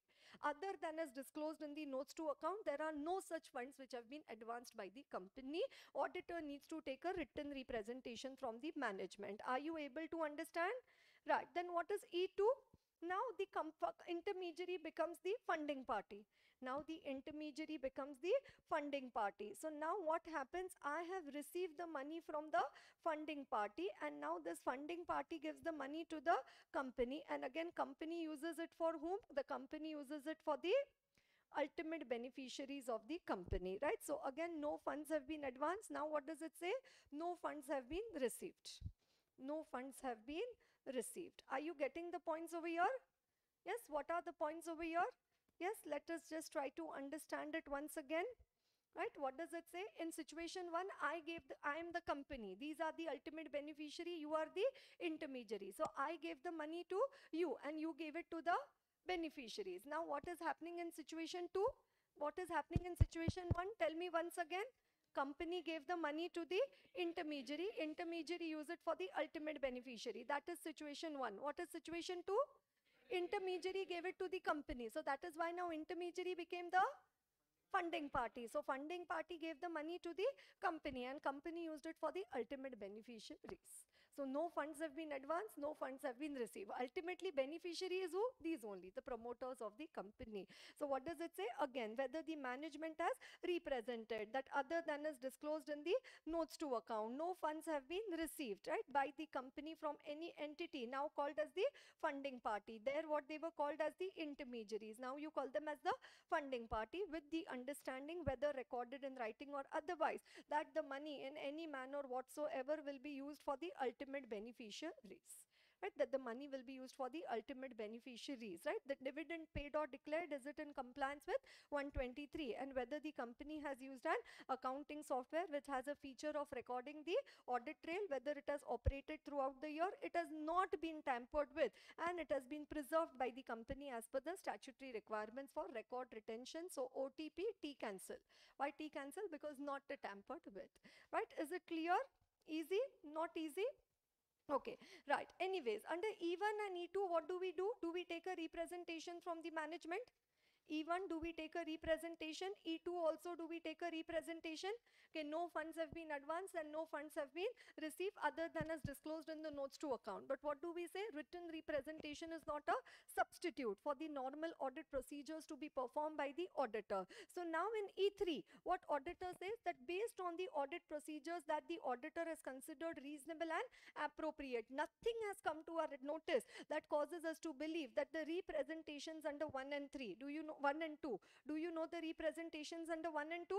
E1, E2, no funds have been advanced and no funds have been received. Nothing has come to our belief that the representations under 1 and 2 contain any material misstatement. Okay, there is nothing wrong in this misstatement. How are you saying that? Based on the audit procedures that the auditor considered reasonable and appropriate, nothing has come to our attention that causes us to believe that the representations under 1 and 2 contain any material misstatement, right? So that is E1, E2 and the E3. Are you understanding that? Right, so E1, E2 and E3. E1, no funds have been advanced. E2, no funds have been received. Then E3, representations under 1 and 2 do not contain any material misstatement.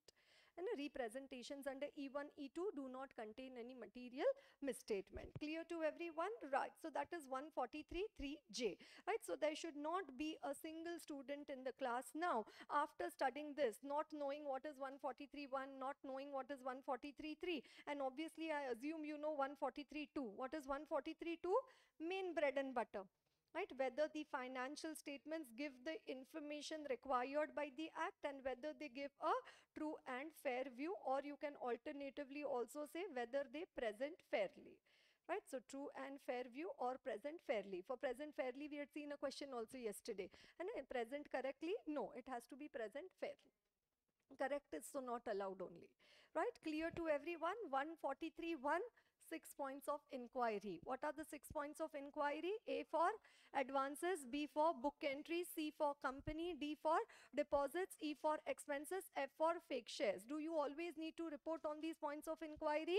No, only when there is an adverse finding you need to report. 143.3, what are the 10 points of reporting? Information proper, branch books, AS adverse, directors maintenance, IFC others. Under the others, what are the 7 points? Pending litigations, material foreseeable losses, delay in transferring amount to the investor education and protection fund. Then D has been omitted. E1, no funds have been advanced. E2, no funds have been received. Then E3, representations under 1 and 2 do not contain any material misstatement. F, dividend paid or declared, is it in compliance with 123? And the G over there, the accounting software has an audit trail feature which is OTP, right? Which is OTP. Okay, right. Anyways, let's come back to the chapter of the bank audit, right? So let's come back to the chapter of the bank audit. Now for bank audit, what does it say? What is the main duty of the auditor? To report, one, whether the financial statements give a true and fair view, right? Then whether the auditor has called for the information and explanation and whether it is satisfactory. This we don't say in case of non-bank audit. There a non-bank audit, 143.3A. What is 143.3A? What is 143.3A? Information explanation, whether he has sought and whether he has obtained information and explanation which to the best of his knowledge and belief are necessary. So 143.3a only requires us to report whether we have obtained the information explanation. But bank audit is also requires us whether you called for the information, did you receive the information, and also whether the information is satisfactory. This is something different in bank audit. In a bank audit report. Then different point, whether the transactions of the bank, are they within the powers of the bank? So whatever, you have to look into the memorandum of association of the bank, that what banking activities can be conducted.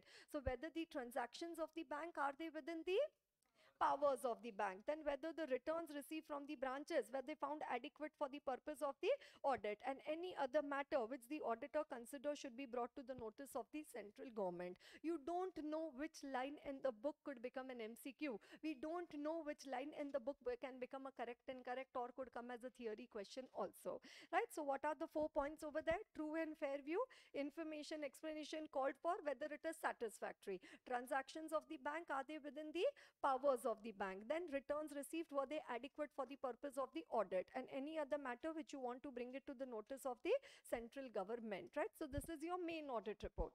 In addition to main audit report, you will also do the reporting on the IFC. We just talked about IFC, right? 143.3I, whether company has the adequate internal financial controls and also the operating effectiveness of such control, right? You're paying attention in the class?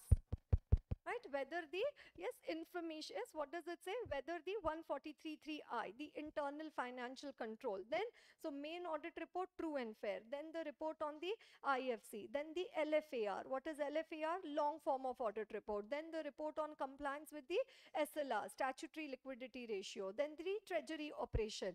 Then also compliance with the RBI guideline. Did I tell you about the RBI guideline? Right, the income recognition, asset classification, and the provisioning, which we are going to see shortly, right? Then serious irregularity have been noticed in the working of the bank. Then also whether the recommendations of the Ghosh and Jilani committee have been worked upon, right? To what extent the bank has complied with the recommendations of the Ghosh committee, right? Ghosh committee recommendations are relating to the fraud, and Jilani committee recommendations are with respect to internal control. Once upon a time, some fraud happened, and then that is why the committees were formed. And who was the head of that committee? Mr. Ghosh and Mr. Jilani. That is why those committees were called as Ghosh committee and Jilani committee. You ask any practical, once I had gone to discuss the entire bank audit chapter with a practicing CA, and because I wanted to get into the nitty-gritties. They say once upon a time it happened, that these committees were formed, and then after that, that committee gave a checklist, and today also we have to fill that checklist. Any compliance means what? We have to fill that checklist over there. Okay, all recommendations of the Ghosh committee have been implemented by the bank. All recommendations of the Jilani committee have been implemented by the bank. But Ghosh committee is for the fraud and Jilani committee is for the internal controls. Okay, right? And also the adverse credit deposit ratio in the rural areas. Adverse credit deposit ratio means what? That credit given is more. Loans given by the bank is say 100 crore, but deposits kept with the bank is only 60 crore. Right, so adverse credit deposit ratio in the rural areas, right? So that's the types of bank audit report, and so much of the audit reports to be issued. Apart from that, for bank CARO not applicable, but for bank what is applicable? LFAR. Who has given the format of the LFAR? The RBI, and the report has to be submitted before 30th June every year. Full candidate for MCQ. Who has given the format of the LFAR, RBI, and by when the report is to be submitted? By 30th June every year. Okay, if there is a fraud which happens in the bank, right, will 143.12 apply? 143.12, duty to report fraud to CG, 1 crore or above. No, no, in 143.12, fraud less than 1 crore and fraud of 1 crore or above. Will 143.12 apply? Yes. Will you report the fraud to the central government as per 143.12? Will you report the fraud to the central government? Yes. Will you also report the fraud to RBI? Yes. Because RBI has issued a circular, right, regarding recommendations of Committee on Legal Aspects for the bank fraud. And what does it say? As per the above requirement, the member shall be required. Member means the CA. The auditor shall be required to report the kind of matters stated in the circular to the RBI, right? So this is again an MCQ, that bank frauds are only required to be reported to central government or also to the RBI. It is also required to be reported to the RBI. Right, also required to be reported to the RBI. Okay, and then coming to the bank audit approach, right? Bank audit approach, that means now actually you have to do the audit of the bank, right? So actually when you have to do the audit of the bank, first you need to prepare an audit plan. Obviously your audit plan will be based on the nature and level of operation, the adverse features, compliance based on previous report, and the audit risk based on the inadequacy or the breach of internal control. So now first what we are talking about, bank audit approach, and after that we'll talk about the steps involved in conducting the bank audit. But first what are we talking about? The bank audit approach. Okay, so bank audit approach, first you have to draw an audit plan. You also need to check the controls in the bank to mitigate the various types of risk. And when now you have to do the bank audit, what is your first point in the approach over there? Super important is the ETD. What is ETD? Engagement team discussions, right? The engagement team discussion, right? So one, why would they do these? You know what they will discuss in this engagement team discussion? And then the second part of the answer is regarding what are the advantages of such a discussion, right? So in the exam they've asked both the question, okay, what the discussion provides for, and also what do they discuss about, and then second part of the question is regarding what are the advantages of having such a discussion, right? So now say there are 400 people working in your CA firm, and say your CA firm, yes, say ABC and associates, and there are some 10 partners in your firm, and there are total 400 people, some 60-70 articles, and qualified and non-qualified, on all those people working in your firm. And out of these 400 people, say 70 people are going to go for the audit of say some bank, like say ICICI Bank. Say you are the SCA. What is SCA? You are statutory central auditor of the bank, right? You are the one, you could be the branch auditor, or you could be the head office auditor. What is head office auditor referred to as? The SCA, that is the statutory central auditor. So now when you have to do the bank audit, should there be a discussion amongst the all 60 members of the engagement team? Why there should be discussion? Directly can't we just go and start doing the audit of the bank? What will happen? What will be the, what will you discuss about? So your first year article, today is your first day in office, and they say today you have to go for audit of Punjab National Bank. You say, I don't know anything. Why they are sending me, what I have to do over there, right? So now can the seniors share their insights with the juniors in the team? Insight means can they share their experience, their information? Yes, their experience. The more experienced team members, can they share their insights, their experience with the less experienced team member? If there is an engagement team discussion, also can they exchange information? They say, no, in my previous firm where I was working, there also I'd gone for bank audit, and bank audit, I found out so many loans were given without proper security, and loan, the audit file documentation, we saw that the documentation for giving a loan was not proper. So are you exchanging information between the members of engagement team? Yes. So what are the first 2 points over there? One, the more experienced team members can share their insights. What are insights? Experience. Second, an opportunity for engagement team members to exchange information about the bank's business risk, right? So one, the insights based on their knowledge. Who can share? The more experienced engagement team members, including the engagement partner, to share their insights based on their knowledge of the bank and its environment. And second is to members to share the information. So opportunity to share insights and opportunity to exchange information. Are you all with me?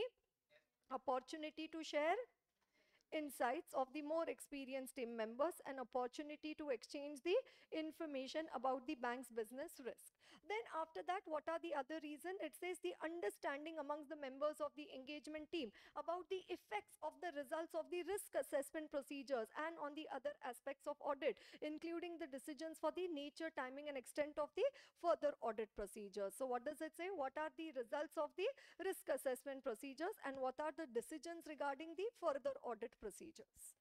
Right, so understanding. Do you know something regarding these risk assessment procedures and further audit procedures? These are the audit procedures which we need to perform in an audit in accordance with SA 500.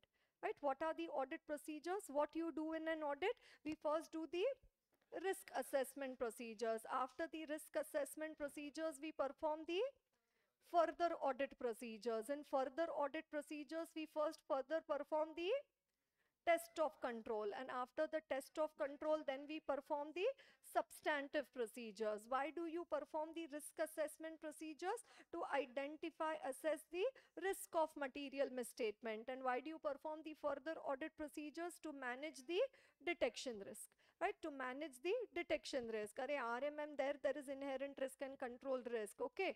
Right? Be careful with what you say. Right, you'll make so many mistakes in the exam otherwise, okay?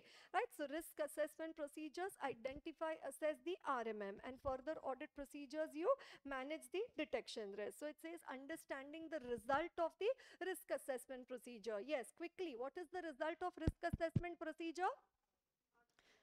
You assess the RMM and then decisions regarding the nature, timing and extent of the further audit procedures. Are you getting? Results of RAP and decisions of FAP. Right? What do I write over here? Results of the RAP. What is RAP? Is results of the risk assessment procedures and the decisions regarding the further audit procedures. Then also this discussion between the members of engagement team and the audit engagement partner. See, now your morale boost will be so high. You said, you know, partner told me how to do audit. He shared his experience with me. I could also give some information regarding what I did in my previous audits in the other firm. Are you getting? Obviously, the discussion should be done on the susceptibility. What is susceptibility? Possibility of the bank's financial statements to material misstatement. So all of you sitting together should discuss where all in the financial statements of the bank there is a susceptibility, a possibility of the material misstatement. And obviously, this discussion should be done at the planning stage of the audit. Entire audit done, then you're exchanging your information with each other, and then you're thinking here there could have been a fraud or there could have been a fraud. Not possible. It has to be done at the planning stage of the audit. You are not going to write anything in the exam on your own. If you want to write on your own, don't sit in the class. You understand? No, the only reason we are in the class is that we need to know what is to be written as per the ICI language in the paper. So what is point number 1? Opportunity for sharing of the insights. Second, opportunity to exchange the information, understanding the results of RAP and the decisions of FAP. Then the susceptibility, and then this is to be done at the planning stage of the audit. Okay, right. Then what will be included in this discussion? What all they will include? No, they also, you know, they put such vague term that this discussion provides. Then they say what will be included in such discussion. What matters will be included in this discussion? 1, errors that are likely to occur. Errors that are likely to occur. Then errors that have been identified in prior year. So you know these type of errors may happen, and in the past these type of errors have happened. So 2 types of discussion matters which you will discuss is regarding the error. Then after that, obviously, what is one type of an error? It could be an intentional error. So intentional error is nothing but the fraud. So now you think method by which fraud may be perpetrated, that is, it could be done by the bank personnel or others within particular account balance and disclosure, right? So first 2 points over there are regarding the errors. Then you have the method by which the fraud may be perpetrated, that how the fraud could have been done with the bank, right? Like some fraudulent fixed deposit receipt created, and against that fraudulent fixed deposit receipt, loan has been taken from the bank. So no, so this is how the fraud might have been done. Methods by which fraud may be perpetrated. Then obviously with fraud, we also need to check the 3 risks over here. Which 3 risks are they talking about over there?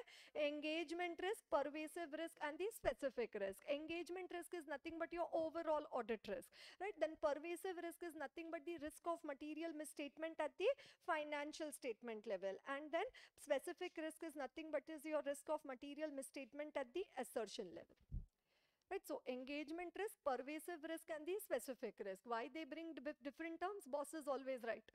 You know, you say they could have said, ma'am, risk of material misstatement at financial statement level, assertion level. No. And they could have said audit risk. But what do they say? Engagement risk, because audit is a type of engagement. Then they talk about the pervasive risk and then also the specific risk. Obviously, when I find out so many risks, what I need to do? I need to maintain professional skepticism. And how to maintain skepticism? By remaining alert in the audit. Right, how to maintain skepticism? By remaining alert in the audit. Okay, right. Have you ever seen a scene on the road? SEEN and SCENE. Have you seen a scene on the road wherein, you know, one particular rickshaw or car has come to a halt? And then all the traffic is stuck because that rickshaw or that, car has come to a halt over there. Then finally, few people, they volunteer. What they volunteer, that little bit we will push this car or this auto rickshaw. And then after that, they little bit push it. Then the driver, the person who's sitting on the driver's seat, they will try to, just put the clutch over there. And somebody is pushing it from behind. And then the car takes off, or then the rickshaw takes off.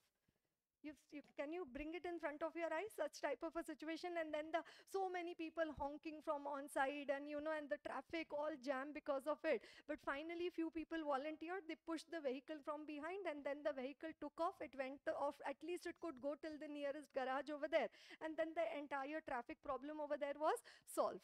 Similarly, now in the exam, when you have to write the answers, now the push is required. If somebody tells me the first point error, then I can remember the other point. Errors which are likely to occur, then prior period what error, then again the fraud, methods by which fraud may be perpetrated, then engagement risk, pervasive risk, and specific risk. Obviously I need to maintain professional skepticism, and for that to remain alert. Generally it's that way, no? When somebody tells you the first point, all the remaining points, they automatically flow. But in the exam, is anybody there over there to tell you the first point also? You have to have a self-start mechanism over there, right? You need to have a self-start mechanism, because most of the time then after coming out of the exam hall, you realize, it was that one kya, I to knew all the points over there, right? So always try to, human memory, it works on association, it works on link. So try to establish a link over there, have a discussion, a story, a flow chart of that content over there, so that you are able to replicate and write those points in the exam.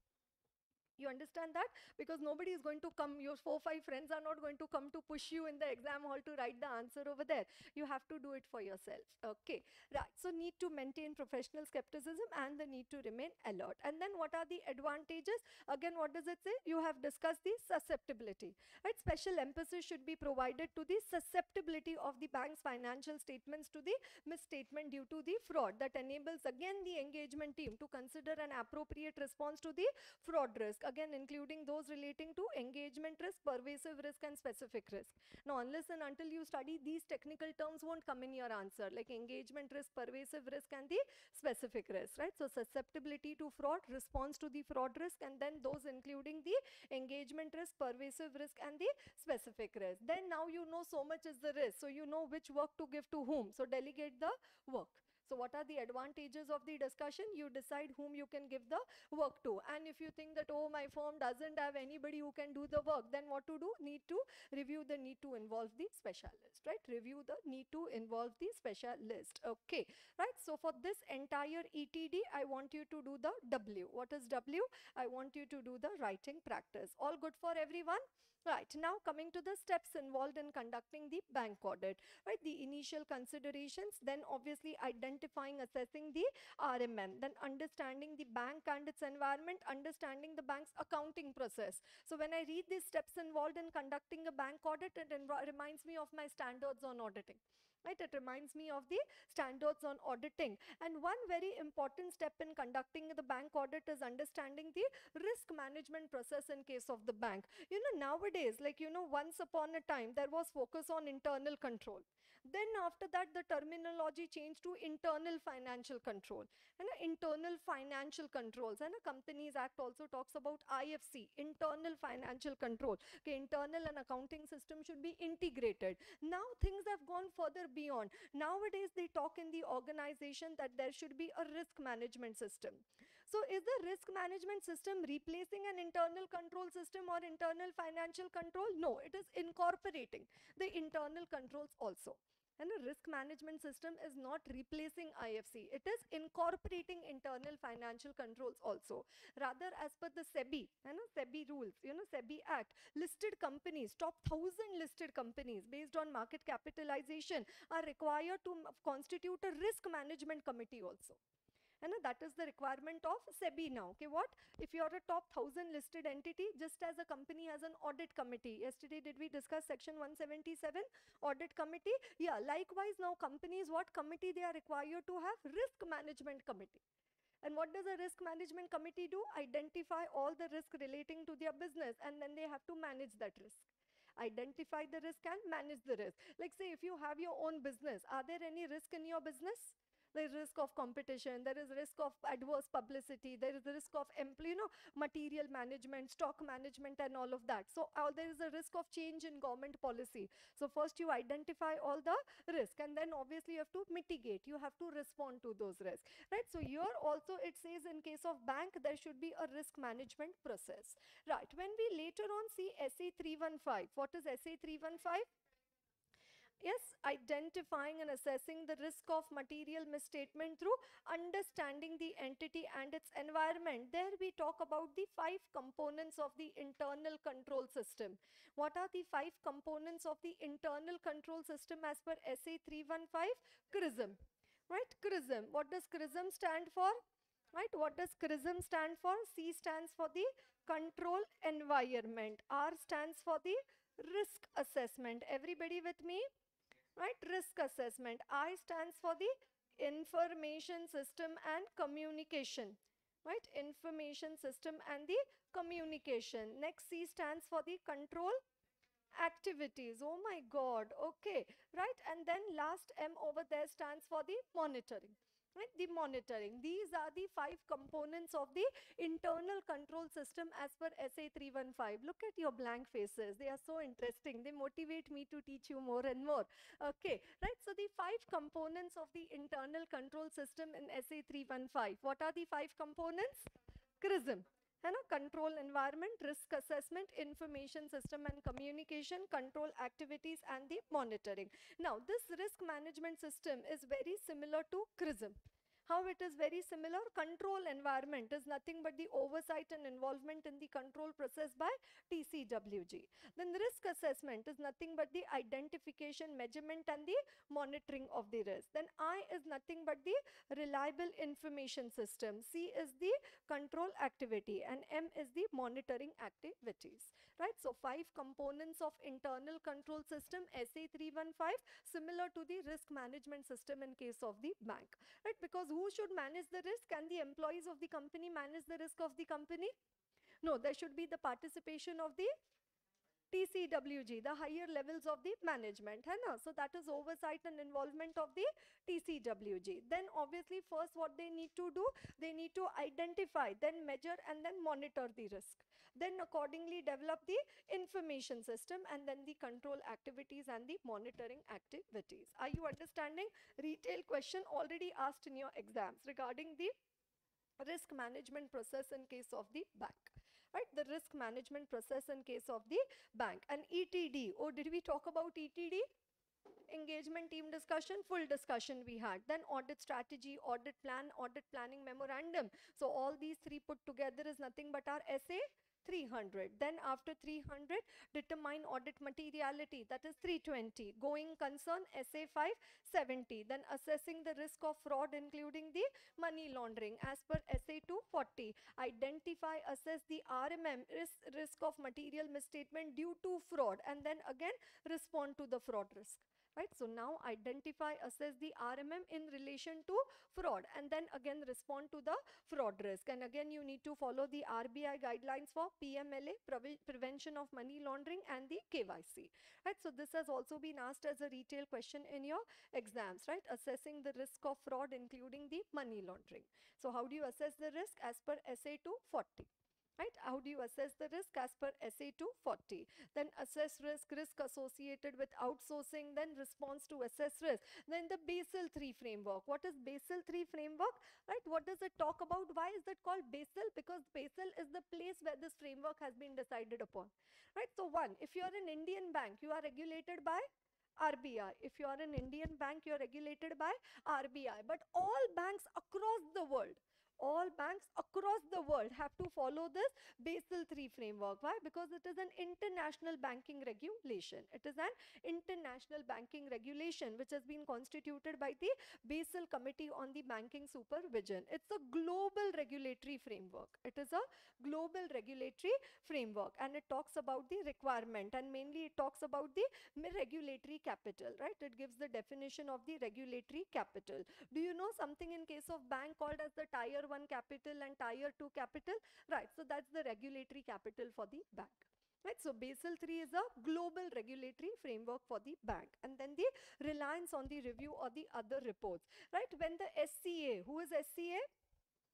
The statutory central auditor of the bank, when he is doing the audit of the bank, he should take into account the adverse comments, if any, on the advances appearing in the following.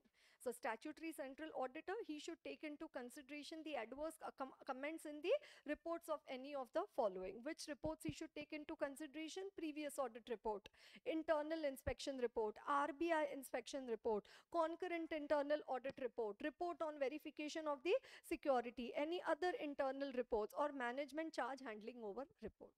So all these reports are required to be considered by the statutory central auditor. And what from these reports he needs to consider? The adverse comments, if any. Are you getting that? Right, the adverse comments, if any. Right, now coming to the main discussion over there, which is regarding the audit of the advances of the bank.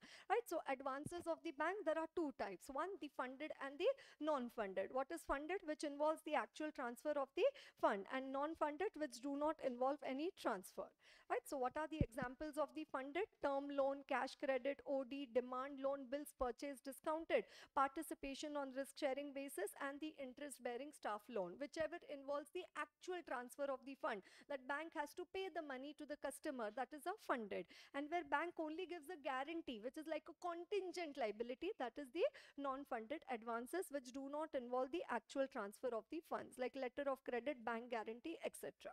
Right, so again, these are the types of the advances. Right, so all the examples of the funded loans given over there. Then what is the disclosure requirement? Because I told you schedule 3 not applicable. Right, schedule 3 not applicable, then they have their own format. Right, what is the own format? BCT. What is BCT? Bills purchased and discounted, then cash credit, overdraft, and loans repayable on demand, and the term loan. Right, so BCT, bills, because we can't change the sequence, this is the format as per the banking law. So bills purchased and discounted, then the cash credit, OD, and the loans repayable on demand, and then the term loan. Are you getting that, everyone? Cash credit, overdraft, and the loans which are repayable on demand. Right, so bills purchased and discounted, then the cash credit, OD, and the loans which are repayable on demand, and then you have the term loans. Okay, right, so that is one classification. Second classification is based on the security. Okay, whether they are secured by tangible assets, or whether they are covered by bank government guarantee, or whether they are unsecured. Right, so one is based on the type of the loan, second is based on the nature of security. What is on the basis of security?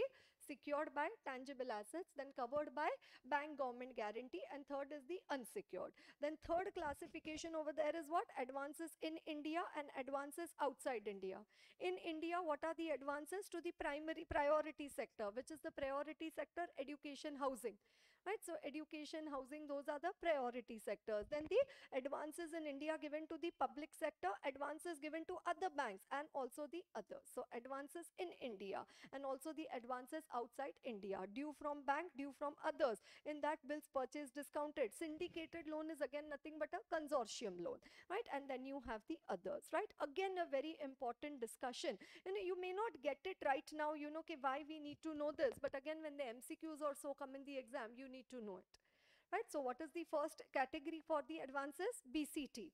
And a BCT. Then after that, based on the security, and then after that, whether it is in India or outside India. Clear to everyone? Okay, right. Then after that, we come to the classification of the advances. Right, so one classification of the advances is done on the basis of the sector. It could be to the priority or the non-priority sectors. Which are the priority sectors? I told you: education, housing. Right, agriculture, MSME, education, housing, these are the priority sectors. Then you have the non-priority. Then based on security, it could be secured or unsecured, and based on prudential norm, it could be a standard asset, or it could be a non-performing asset. Okay, right, non-performing asset. Right, and nature of security, what are the two ways in which the, yes, what are the two types of security that they talk about? Primary security and the collateral security. What is a primary security? It is the principal security against which the credit has been extended by the bank. Right, ATF, super favorite in the correct incorrect.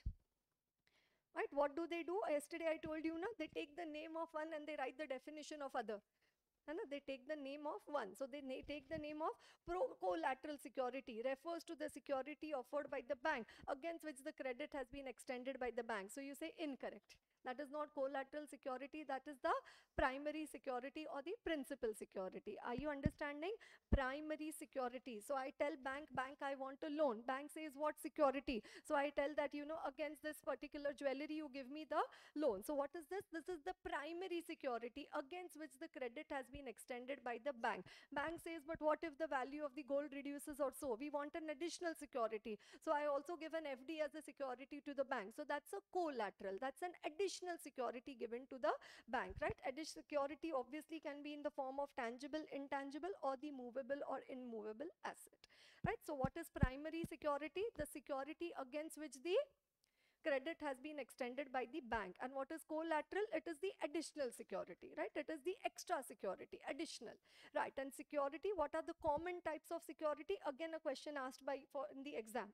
What are the common types of security? Personal security. You are taking a vehicle loan. You are telling your friend, will you sign the guarantee form? So that's a personal security by the guarantor. If you don't pay, your friend will have to pay the loan if he signs that guarantee form, right? So personal security. Or it could be the security of the good, stocks, debtors, and the trade receivable. That is mainly all your current assets. Then it could be against the gold ornaments and the bullion, right? So that's again the gold coins and biscuits or the gold jewelry, right? Then immovable property, that is land and building, or it could be the plantation, that is for the agricultural advances. Then the third party guarantee, bankers general lien. What is bankers general lien? That in case if you fail to repay the loan, bank can come and take the charge of any of your asset. A general lien of the bank, that they can take the possession of any of your asset, right? Then life insurance policy, and then you have the stock exchange security and the other instrument, right? So how do you identify? In the exam I have to write down this answer when you see these words in the question. What are the most common types of securities accepted by the bank? Then you write down this list over there. And many a times you know the content, but you don't know when to write what content. So what are the most common types of securities accepted by the bank? And then what are the mode of creation of the security? Yes, what are the mode? 6 modes: mortgage, pledge, hypothecation, assignment, set off, and the lien. Are you getting that? MPHASN.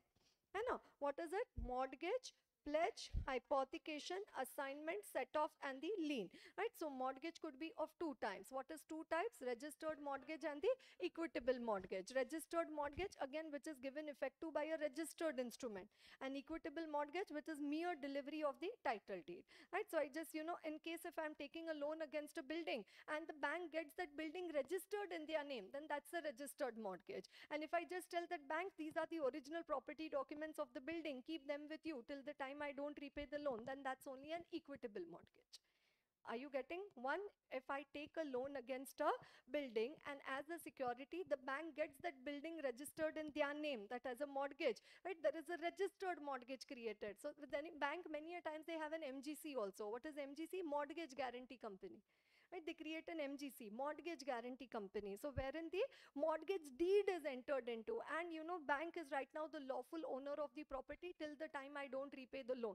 Right? That is registered mortgage. And what is equitable? Original property document, I just keep it with the bank till the time I don't repay the loan. So mortgage, no mortgage deed. You get it registered, then it is registered mortgage. If you just give the property documents to the bank, then that is equitable mortgage. Equitable mortgage. Yeah, that is how it is, right? So again, this question comes in the correct, incorrect. Then pledge. Pledge is what?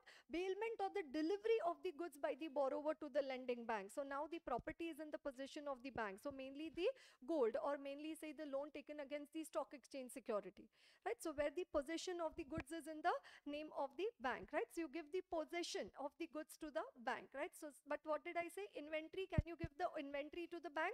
No, if I give the inventory to the bank, then how I do my business? That is why for inventory we have the hypothecation. Right. So what is pledge? It says bailment or the delivery of the goods by the borrower to the lending bank. So what example you can take over there is of the gold, right? Or of the stock exchange securities. Right. Then what is hypothecation? Is the creation of an equitable charge which is created in favor of the lending bank by execution of an hypothecation agreement in respect of the movable security. Right. And what does it say? Very important. Again, in the MCQ or in the correct and correct, neither the ownership nor the possession is transferred to the bank. So the inventory continues to be in my name, it continues to be in my possession, but only now it is being held by the borrower, right? The borrower holds it in the physical possession as an agent trustee of the bank. Right, so that's hypothecation. Many a times if you go through certain premises or some building or some store, outside it is written over there that hypothecated with the State Bank of India, hypothecated with, I'd say the Indian Bank or so. Hypothecated means what? It is still the ownership and the possession is of the owner only, of the borrower only, but they are holding it in the, who is the holding it on behalf of the bank, because who is the real owner of that property? It's the agent trustee of the bank.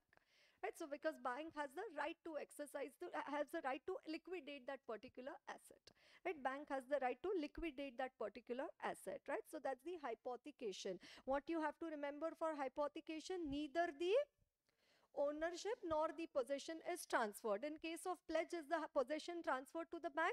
Yes, you give the gold to the bank, right? You give the gold to the bank. Here what does it say? Neither the ownership nor the possession is transferred to the bank. Then assignment. What is assignment? Transferring of an existing or a future debt, right, or property belonging to one person in favor of another person, right? So assignment, only actionable claim, right? Claim to any debt, right, can be given, such as book debt, life insurance policy. So and so date I will receive so much money from the debtor, or my LIC policy is going to mature after so much time. Whenever I receive that money, bank, you take that money. So what is that? That is the assignment.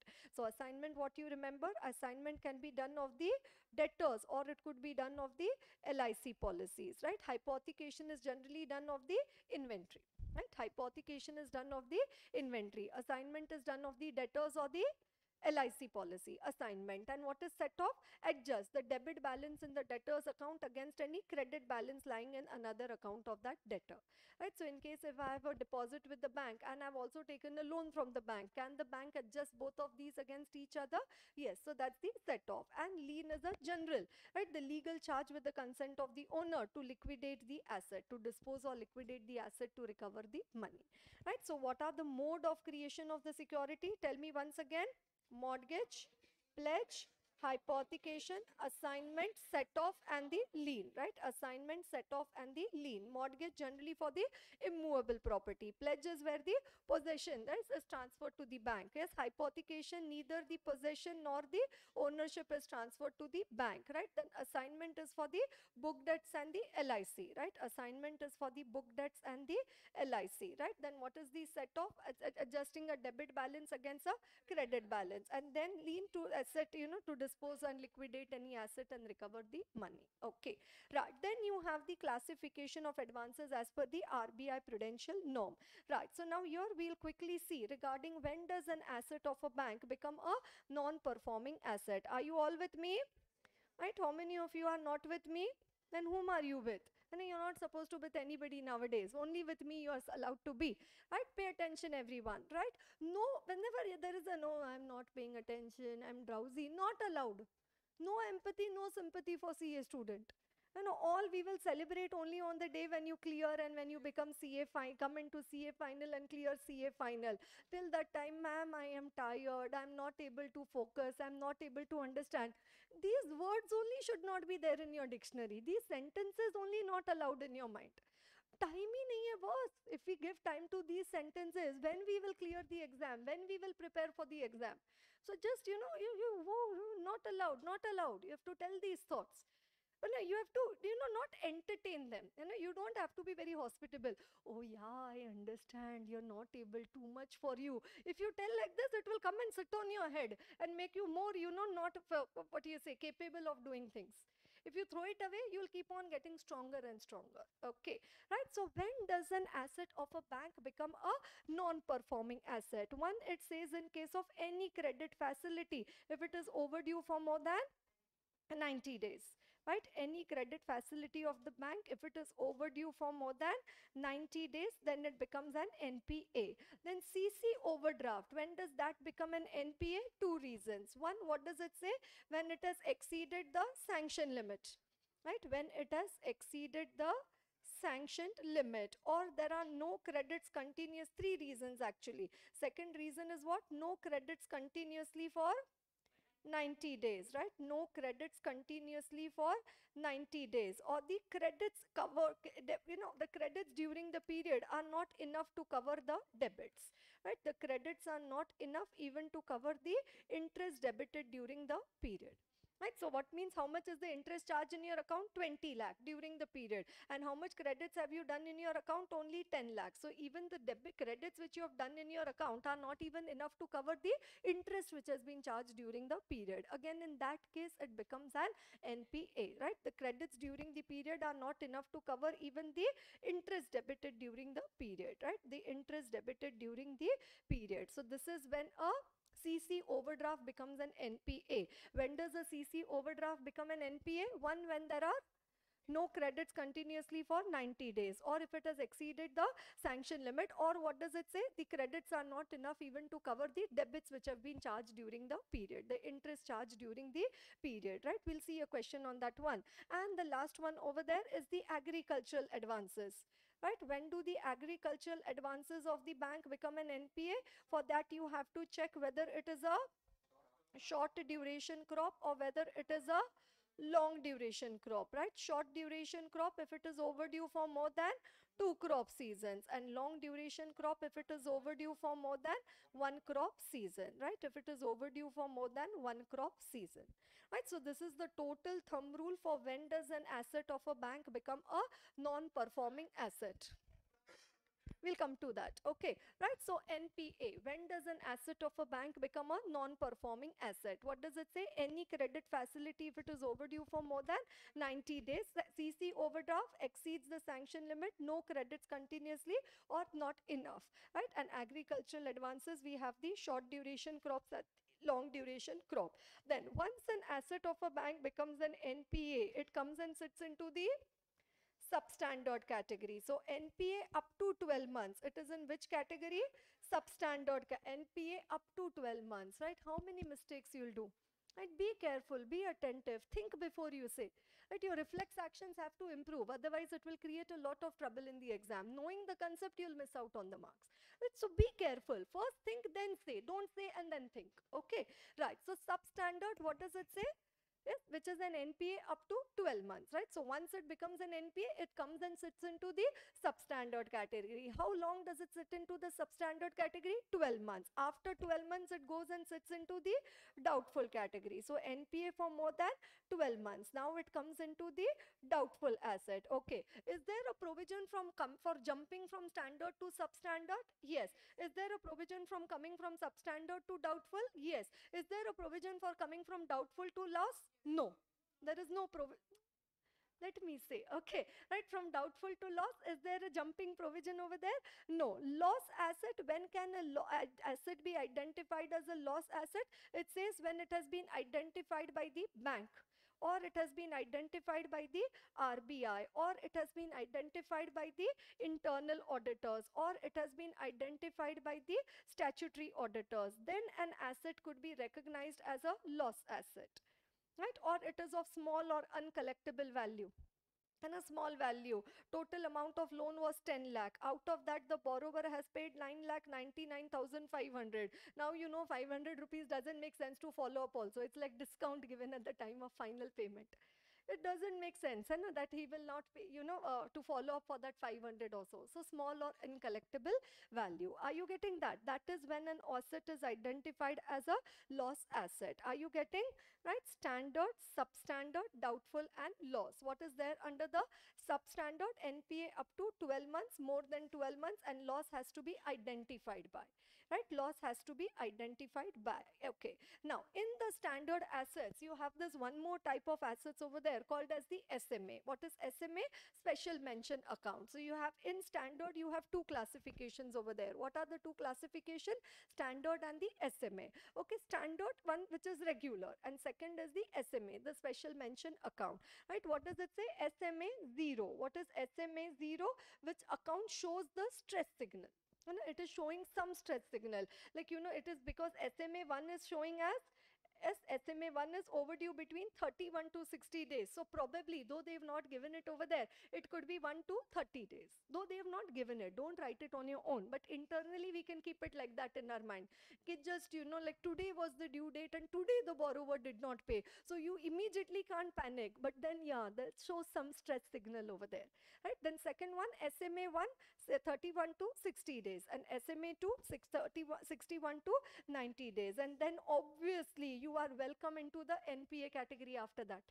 And after 90 days, now no performing, now it becomes which, now you join the other category of the advances of the bank, that is the non-performing asset, right? So how does the account deplete? It is standard. Then after standard, it could become the SMA 0, that is showing the stress signals. Then after that, it comes under the SMA 1, 31 to 60 days. Then after that, it comes under SMA 2, which is 61 to 90 days. Then after that, it will come and sit into the substandard category, because now you have become welcome to the world of NPA. So now it has become substandard. Up to 12 months, sit over here. Then more than 12 months, go to doubtful, and then sit in doubtful till the time nobody says that you are identified as a loss asset, right? You understand the journey, the depletion of an advance, right? The depletion of the advances. Okay, right? So we've already discussed overdue for more than 90 days, then CC overdraft, right? Then out of order status, what did we say? Exceeded the sanction limit, no credits continuously for 90 days,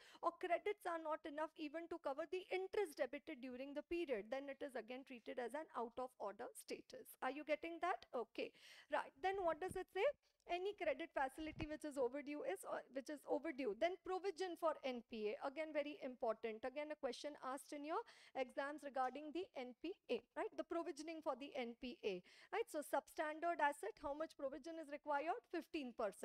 One number over there, 15%, right? Then what does it say? For doubtful asset, and what is a doubtful asset which is remained in substandard for more than 12 months. Then what does it say? In the doubtful asset, you have the secured and the unsecured. For unsecured, from day one, you have to make the 100% provision. And for secured, up to 1 year, 25%, 1 to 3 year, 40%, and more than 3 year, it is 100%.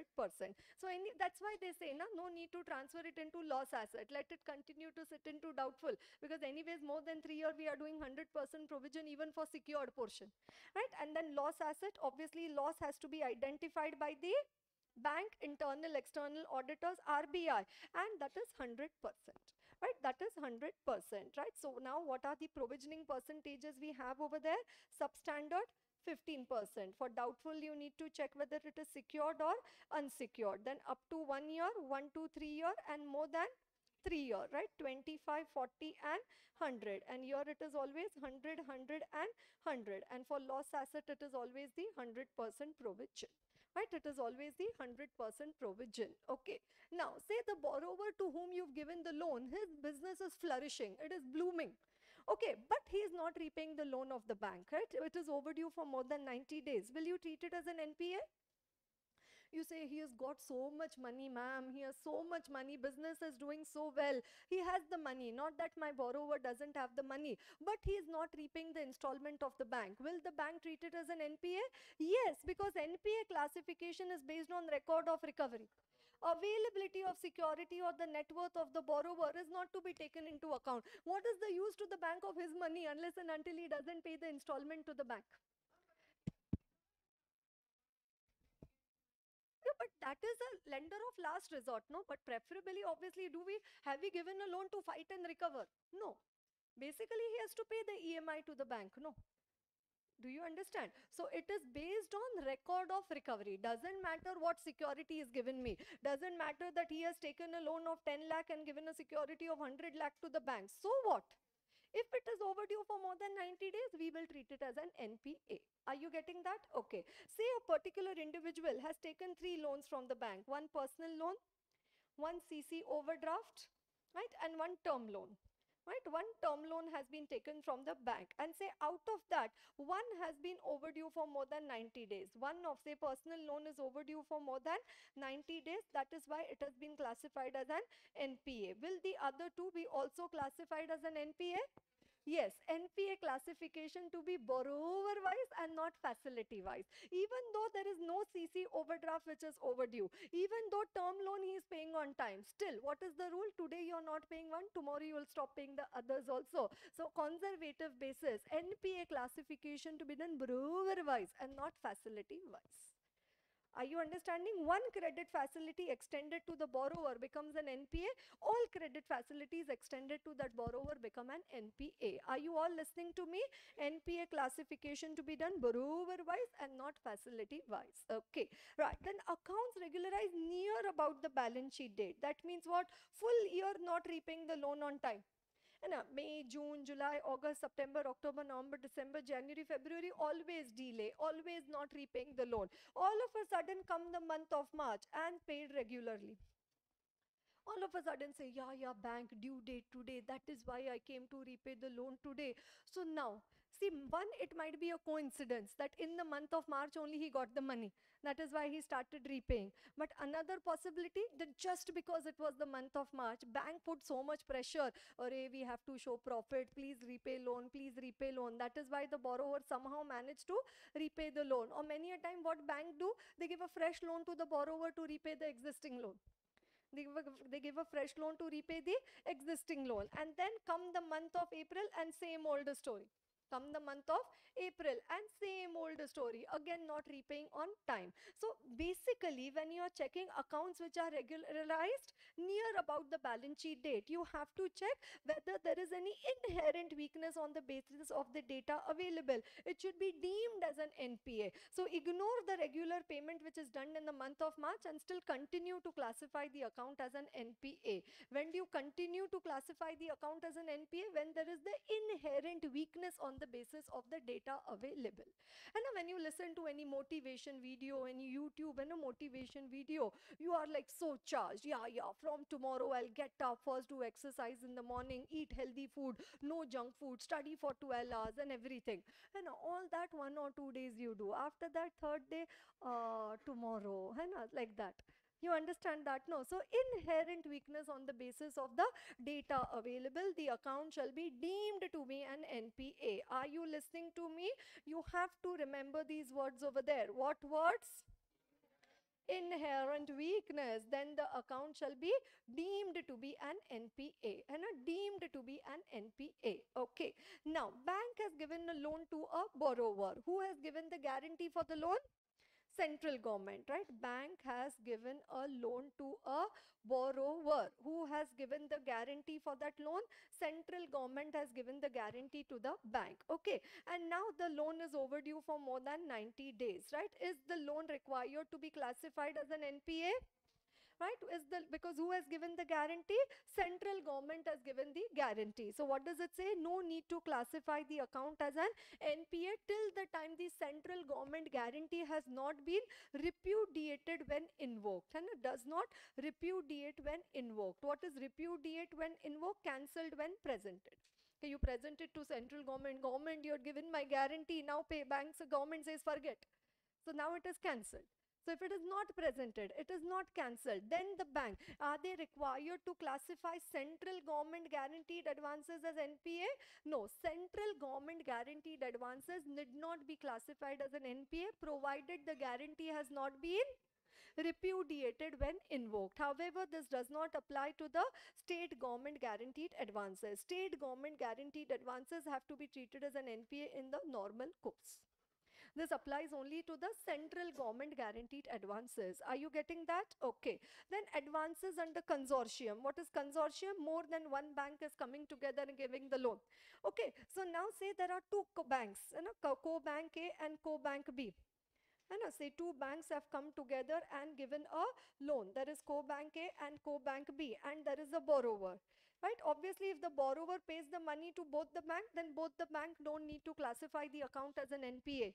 But say borrower has only that much money that he can repay one bank.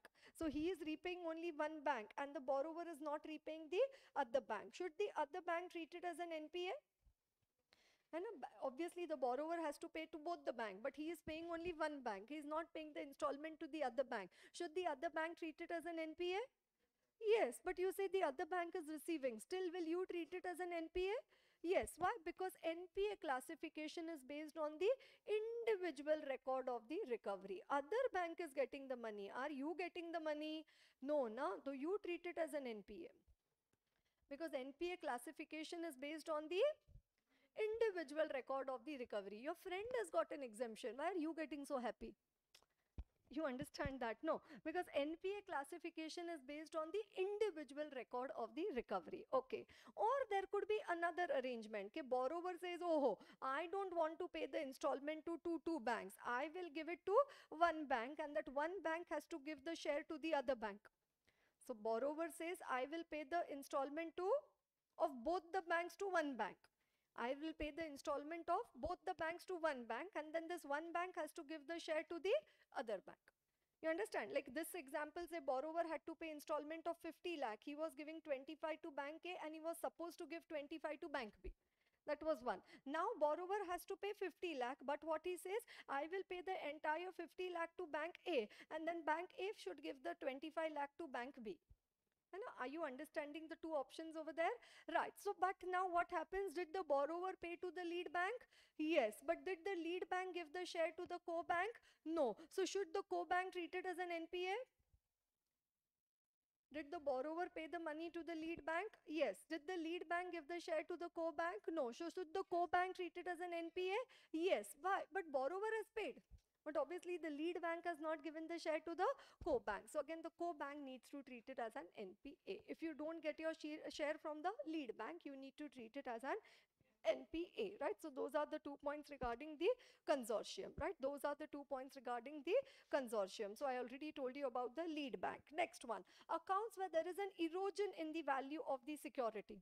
Right, so now the market value of the security, when you had given a loan against that security, say it was market value of the security when you had given a loan against that security was 100 rupees.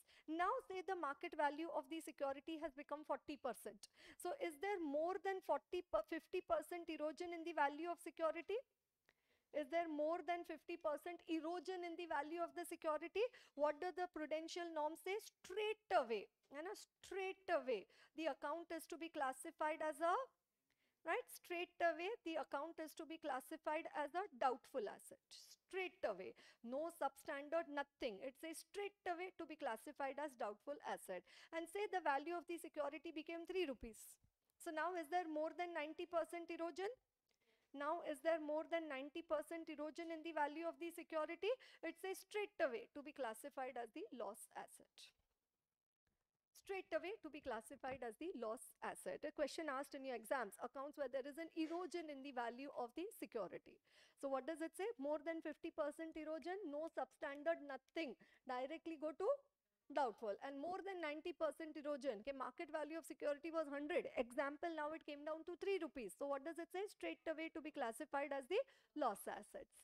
More than 90% erosion. Now 3 rupees. And what was the value of the security? 100. Now has come down to 3. This is just my example I'm giving you. Right? So that means there is more than 90% erosion. That is value of security now left is only 10%. Less than 10%. So straight away to be classified as the loss asset. Are you getting that, everyone? Okay. Right. Then advances given against these 5 best friends. Who are the 5 best friends over there?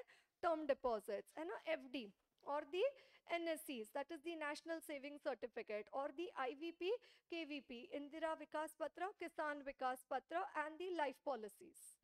Yes, so loan has been given, and what is the security taken? These 5 best friends. Who are these 5 best friends? Term deposits, NSC, IVP, KVP, and the life policies. What does it say? Need not be treated as an NPA provided there is adequate margin. When they ask the question in the exam, they say there is no adequate margin, then treat it as an NPA. provided there is adequate margin available in the accounts. Then what does it say? Need not be treated as an NPA, right? So bank has given a loan against FD and now it is overdue for more than 90 days. Should it be treated as an NPA? Should it be treated as an NPA? No. Why? Because it is against the term deposit, provided there is adequate margin available in the accounts. Okay. Right, provided there is adequate margin available, right? Then agricultural advances, bank may have their own relief measures. Own relief measures means what? There was a repayment schedule given for agricultural advances, and now the some famine, flood, earthquake. That is why they could not pay. So that is why reschedule, new repayment schedule given, which is called as CDR. You know CDR, corporate debt restructuring. Right, the corporate debt restructuring. So what does it say? In that case, now the NPA norms are to be applied to the rescheduled terms, right? The NPA norms are to be applied to the rescheduled terms. Then advances to the staff. What does it say? Advances means to bank employee. And you're working in the bank and you have taken a loan from the bank. And now, when a loan is given to the employees of the bank, they have a scheme over there that first you need to repay the principal portion, and after you finish repaying the principal, then you have to pay the interest portion. Generally, if I and you, we take a loan from the bank, then for us what? Little bit of the principal, little bit of the interest, EMI we have to pay. But for their staff, they have a special facility that first you repay the entire principal and then you pay the interest. So now the staff of the bank, first he is repaying the principal. At that time, will you treat the interest as NPA? When the staff of the bank is repaying the principal to the bank, will the interest be considered to be NPA? No. Why? Because it is not due only. So there is no question of it becoming overdue. When it is going to become due? Only after the principal is paid. Then the interest will become due. So at the time when the principal is being repaid, will the interest be considered to be overdue? No, because it is not due only. There is no question of it becoming overdue. Right? So interest need not be considered as overdue from the first quarter onwards. Right? What does it say? Where interest is payable after recovery of principal. So first you repay the principal and then you have to pay the interest. And where it is to be classified, staff advances by bank as an employer and not as a banker are required to be included under the subhead others under the schedule of other assets. Again, an MCQ asked in the exam. Right, so advance which a bank gives to its staff, employee, is it to be shown, is it given as a banker or is it given as an employer? It says it is given as an employer and not given as a banker. That is, it is required to be shown under others, under the schedule of the other assets.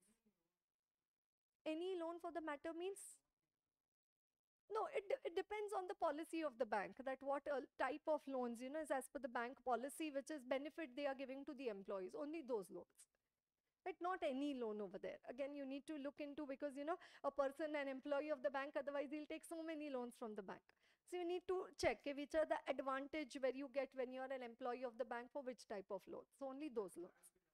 Yeah, bank will have the HR policy or the rules for the same. Okay, agricultural advances have I already discussed with you. Short duration crops overdue for more than 2 crop season, long duration crops overdue for more than 1 crop season. Yes. Huh? Interest they will calculate. There would be some percentage of the, what you say, principal amount wherein the interest will be charged. Repaid, yeah. But then they had it been charged along with the principal, what would have been the interest amount? Accordingly, they'll charge. Like say 10% or 12% is the rate of interest on 10 lakh. So that 1,20,000 divided by per month. So that is how. So even though if the principal is repaid, now you say there is no principal amount. So on what to charge the interest? So whatever was the original principal amount, on that you charge the interest.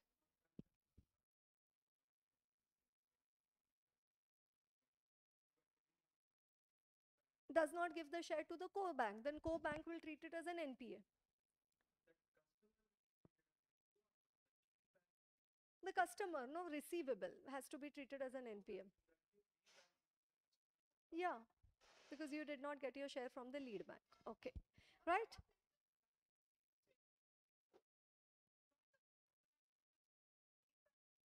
Yeah. Then that is the role of the auditor, no, that he needs to check whether it's a fake entry or so. Yeah, we will have to recover, we will have to follow the recovery procedures from the lead bank rather than from the core bank. Yeah, lead bank is our receivable. Yeah. Okay, right. So now coming to the very important discussion which is trending nowadays in the exam, which is regarding the computation of the drawing power, right? So here basically we are having two terms, one called as the drawing power and then second called as the sanction limit, right? One term called as the drawing power and the other term called as the sanctioned limit. Okay, right? Which is a bigger term, drawing power or sanction limit? Because I've written it big over there, okay, right? Which is the bigger term over there, drawing power or the sanction limit, right? Sanction limit is the total exposure. So obviously I've written it big, then that has to be the bigger term over there. And so sanction limit is the total exposure, right? Which the bank, right, for all facility can take on a particular client for cash credit, OD, export packing credit, non-funded exposure, total sanctioned limit. And now within the sanction limit, there will be the drawing power. And in the drawing power, you have the concept of the CC, the cash credit facility, right, availed from banks, financial institution. And drawing power is the limit up to which a firm or a company can withdraw from the working capital limit, right? So what is drawing power? You further write over there that it is the working capital limit, right? It is the working capital limit, is which maximum working capital limit that a bank can withdraw from, that a borrower can withdraw from the bank. Okay, what is sanction limit? It is the total exposure. So next to sanction limit, what will you write down over there? It is the total exposure for all types of credit facility, है ना, including funded, non-funded, full variety. And what does it say? You're taking guarantee, letter of credit, all variety put together. That's your total, the total sanction limit, the total exposure that a bank can take for a particular client. And on the other hand, are you all with me? Other hand, are we having two hands over here? Yeah, one hand we are having drawing power, other hand we are having the sanction limit. So sanction limit is the total exposure, and on the other hand, drawing power needs to be calculated, is the amount calculated based on primary security less margin on a particular date. So how is drawing power calculated? Primary security less margin. How is drawing power calculated? Primary security less margin, right? Less the margin. So how do you calculate the drawing power? Total, what you say, the primary security. You know primary security, collateral security. Primary security is the security against which the credit has been extended by the bank. So if you have a primary security of 100 lakh, is bank going to give you an entire drawing power of 100 lakh? No, they will maintain a margin. Right, so say they are maintaining a margin of 20 lakh. So then what is your drawing power? 80 lakh. Right, so they are maintaining a margin of 20 lakh. I'm just giving an example, 20%. So then what is your drawing power in that case? 80 lakh. So drawing power refers to the amount calculated based on the primary security lesser margin as on a particular date. Okay, obviously at any point of time an account has to be kept both within the drawing power and the sanction limit, right? So say your drawing power is 80 lakh and your sanction limit is say 2 crore. Obviously you have to keep it within 80 lakh. Or say your drawing power is 80 lakh but your sanction limit is only 50 lakh, then it has to be kept within 50 lakh. It has to be kept within both the limit. How the bank decides the sanction limit? Based on doing the assessment of the credit worthiness of the borrower, right? So it has to be kept within both your drawing power. So your business is doing very good, you have lot of inventory and so lot of primary security, and that is why you can say now I can take a drawing power up to 80 lakh but sanction limit to you by the bank is only 50 lakh. Then can you have 80 lakh drawing power? No, because it cannot exceed the sanction limit also. It has to be both within the drawing power and also within the sanction limit. Are you understanding the point over there? Right, generally sanction limit it will be higher, so within that drawing power, then drawing power. But sometimes it happen, okay, recently your business is doing very well, so that is why you have more of inventory, more of debtor and all, so your drawing power is high but sanction limit is less only. So till the time your sanction limit is not increased, you cannot get more of the drawing power. Are you getting? Yes. Yeah, that is possible, no? So you have to get a have to get a renewal of your sanction limit done in that case. You'll have to get a renewal of your sanction limit done in that case. Drawing power can go above. So, but now you say my drawing power is increasing. No, then your drawing power is increased. That means your drawing power is now 80 lakh, but your sanction limit is only 50 lakh. So now you say you want to get a higher drawing power. So first for that, what you'll have to do, you'll have to get your sanction limit renewed. So you tell na bank, that bank, you submit all the documents to the bank, then they will get your sanction limit renewed to 1 crore. Then you can get the drawing power of 80 lakh. But that keeps on changing. No, that's what I'm saying. Drawing power is calculated more frequently. Sanction limit is more determined on an overall basis. Drawing power is calculated on the basis of latest stock statement which I submit to the bank. So that can keep, I told you na, okay, now my inventory is increasing, my business of the company is improving. So that is why I have more drawing power. But if it cannot exceed the sanction limit of the bank. So first you'll have to get a renewal of your sanction limit, then only you can get the higher drawing power over there. Okay, right? So an account has to be kept within both the drawing power and the sanction limit at all times, not only on 31st March, 365 days. Okay, the account which exceeds the sanction limit of the drawing power or is against unapproved security. That bank says that we don't give a loan against Satyam share or any such unapproved security, or we don't give a loan against gold. Example, it's the policy of the bank. So unapproved securities or are otherwise irregular should be brought to the notice of the management HO. So what is to be brought to the notice of the management HO? Any loan which is exceeding the sanction limit or the drawing power, or which is against the unapproved securities, or which is otherwise irregular. Three things is to be brought to the notice of the management HO. Are you getting what three things are required to be brought to the attention of the management or the HO regularly? Okay, then what are the bank's duty? Right, so these are the considerations, and now we come to the bank duty. In the exam, they've asked the question with these words. Right, if you see the questions which have come in the exam, I'll just come to the question bank of the bank audit over there. Right, we'll just come to the question bank regarding the bank audit over there. Right, and they've asked the question, what are the bank's duty, what are the auditor's concern, computation of DP and the stock audit. Right, so likewise specific questions have come with the headings in the exam. Right, so right now we are discussing what considerations, now the bank duty. Right, now what is the bank duty? Bank should ensure that drawings in the working capital account are covered by the adequacy of the current asset. So drawing should be connected with your current asset, and that should be calculated on the basis of the current stock statement. Right, so current stock statement, then stock statement, how much, like 1 month, 2 month, 3 month? It says stock statement should not be older than 3 months. If it is older than 3 months, then it is deemed as irregular. Right, because drawing power is to be calculated on the basis of security of the current assets, adequacy of the current assets. For that you need to submit your current stock statement. So how much delay is allowed? Temporary deficiency, 1 month, 2 month, 3 month old stock statement. Okay, more than 3 months, it says the account is deemed as irregular. So here what is the important number? 3 months, and then it is deemed as the irregular. So bank should ensure that drawing power is calculated on the basis of the adequacy of current assets. For that it requires the current stock statement. Stock statement should not be older than 3 months. If it is older than 3 months, it is deemed as irregular. Are you getting the 4 points you need to write over there? Yes, this is the duty of the bank. Now coming to our auditor. What auditor's duty is? This also corroborates to clause 2B of CARO. You know clause 2B of CARO, sanctioned working capital limit in excess of 5 crore. Right, then what does it say? Whether the quarterly returns or statements which are submitted to the bank, are they in agreement with the books of account? And whether the this also now corroborates to clause 2B of the CARO. Right, so stock statements, quarterly returns and the other statements submitted by the borrower to the bank. So who is submitting these to the bank? Right, the bank is not applicable, but I'm talking about it in the context of the borrower, which the borrower is submitting it to the bank. Are you understanding? We are talking it from the context of the borrower. Now the borrower is submitting to the bank what? The stock statement, the quarterly returns and the other statements. Now the bank auditor, what does he know? Okay, whosoever is the auditor of the borrower, he's already checked whether they are in agreement with the books of account.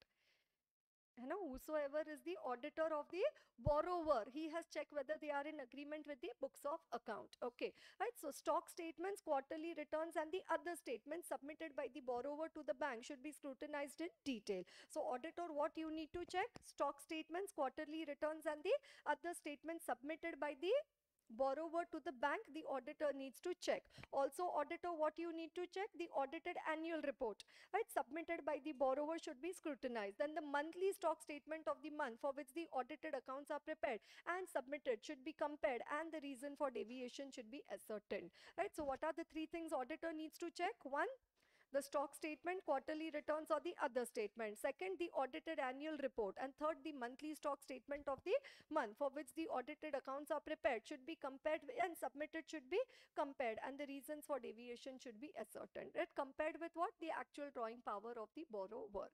Right? So auditor also needs to check for three things, and bank duty is to check that stock statement should not be older than 3 months. So you have point of 3 months, and auditor needs to check three things.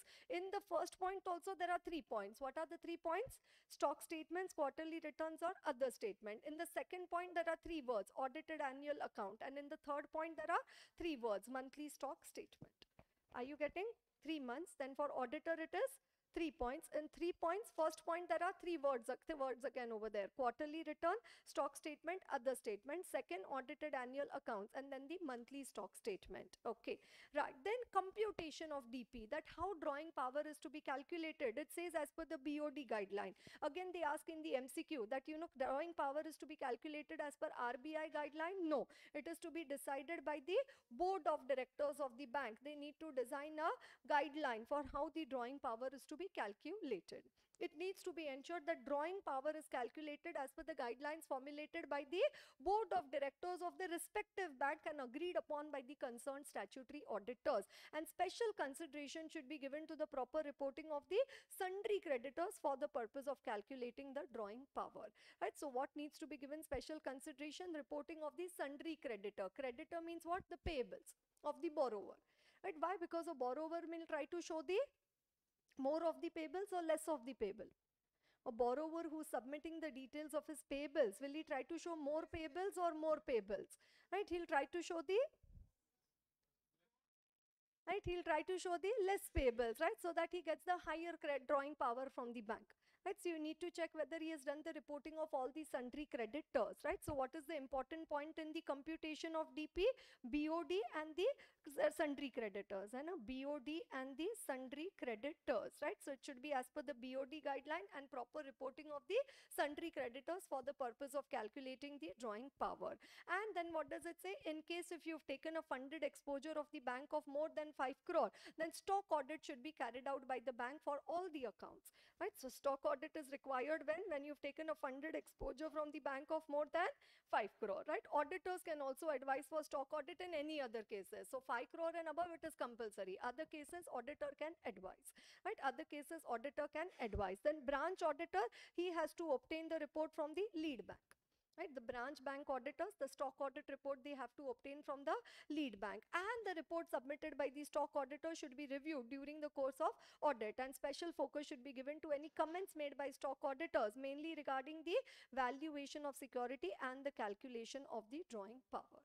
Right, so that are the points regarding the stock audit. Let us see the points all together. Computation of drawing power, what is first given over there? Drawing power is the working capital limit. Then sanction limit is the total exposure. Working capital is drawing power is calculated on basis of the primary security less margin. Then what are the consideration? An account should be kept both within the drawing power and the sanction limit. If there are any irregularities, this has to be brought to the attention of the management HO. Then what are the bank duty? 3 months. Then what are auditor duty? 3 points. Are you getting? Bank duty 3 months and auditor duty 3 points. Then computation of DP, what do we say for that? Board of directors and the sundry creditors. And then stock audit if it is in excess of 5 crore funded exposure. Other, what does it say? The auditor can advise. Okay, right. So this particular question was also asked in your exams. Let me see quickly if you can tell me the amount of the drawing power over here. Right, stock of the company 50,000, debtor 45,000, including debtors of the 5,000 for invoice dated 17th of November. We are doing for 31st March. Sundry creditor 15,000 and sanction limit 45,000. Margin on stock is 20% and on debtor is 50%.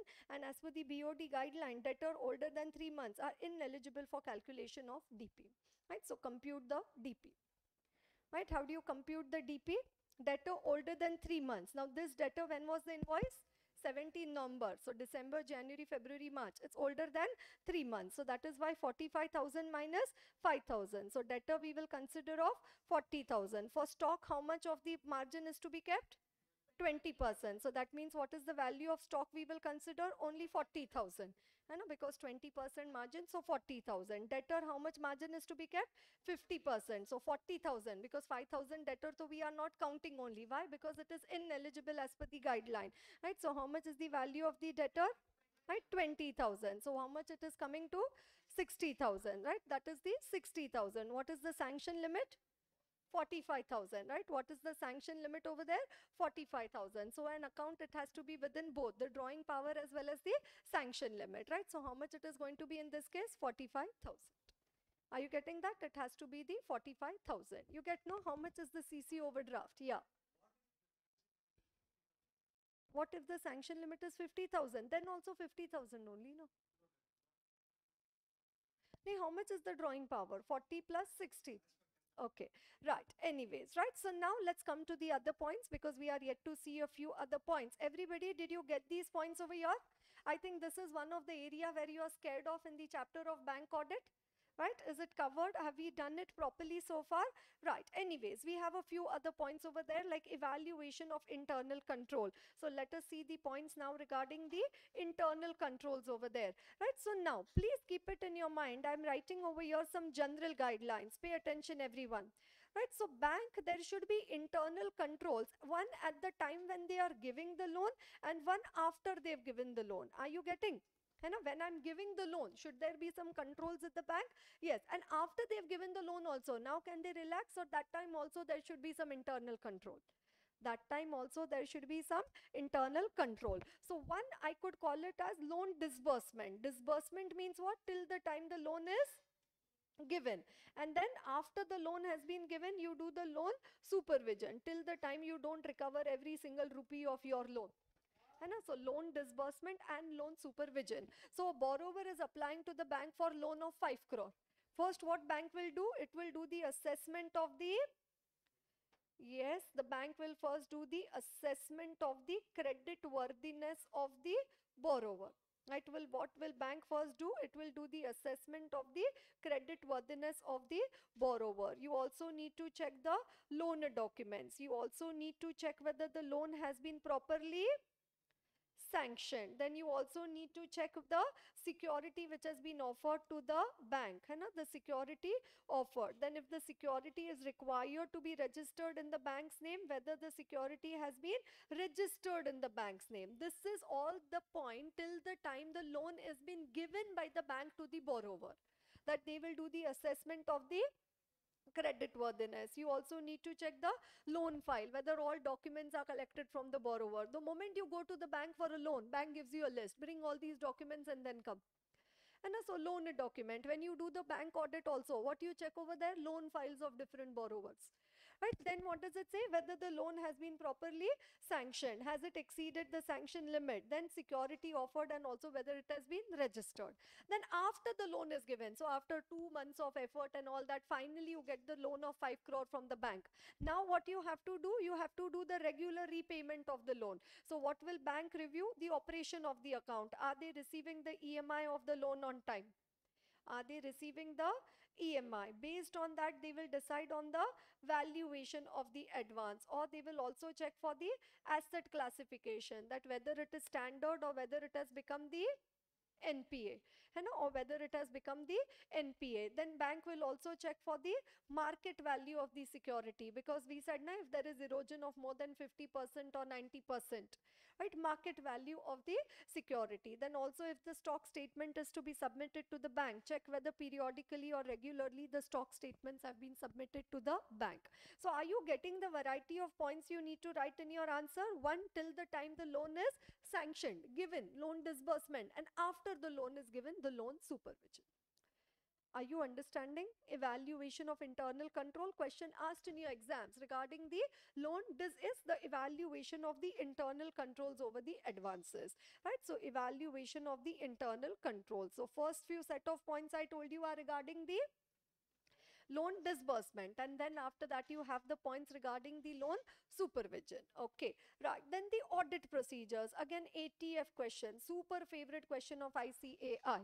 Auditor is primarily concerned with obtaining evidence about the following, right? So say if you open the balance sheet of the bank, in the assets of the bank you see 10,000 crore of advances, right? In the assets of the bank you see the advances of the bank, and how much amount of advances have been given by the bank? Say 10,000 crore. Balance sheet as at 31st March 2026. Right, so as an auditor, I want to obtain evidence regarding these. As an auditor, I want to obtain the evidence regarding this. So one, what evidence I want? Oh, is this really the amount which is outstanding as on the date of the balance sheet? Second, there should be no unrecorded advances. And third, it should reflect the amount which is due to the bank.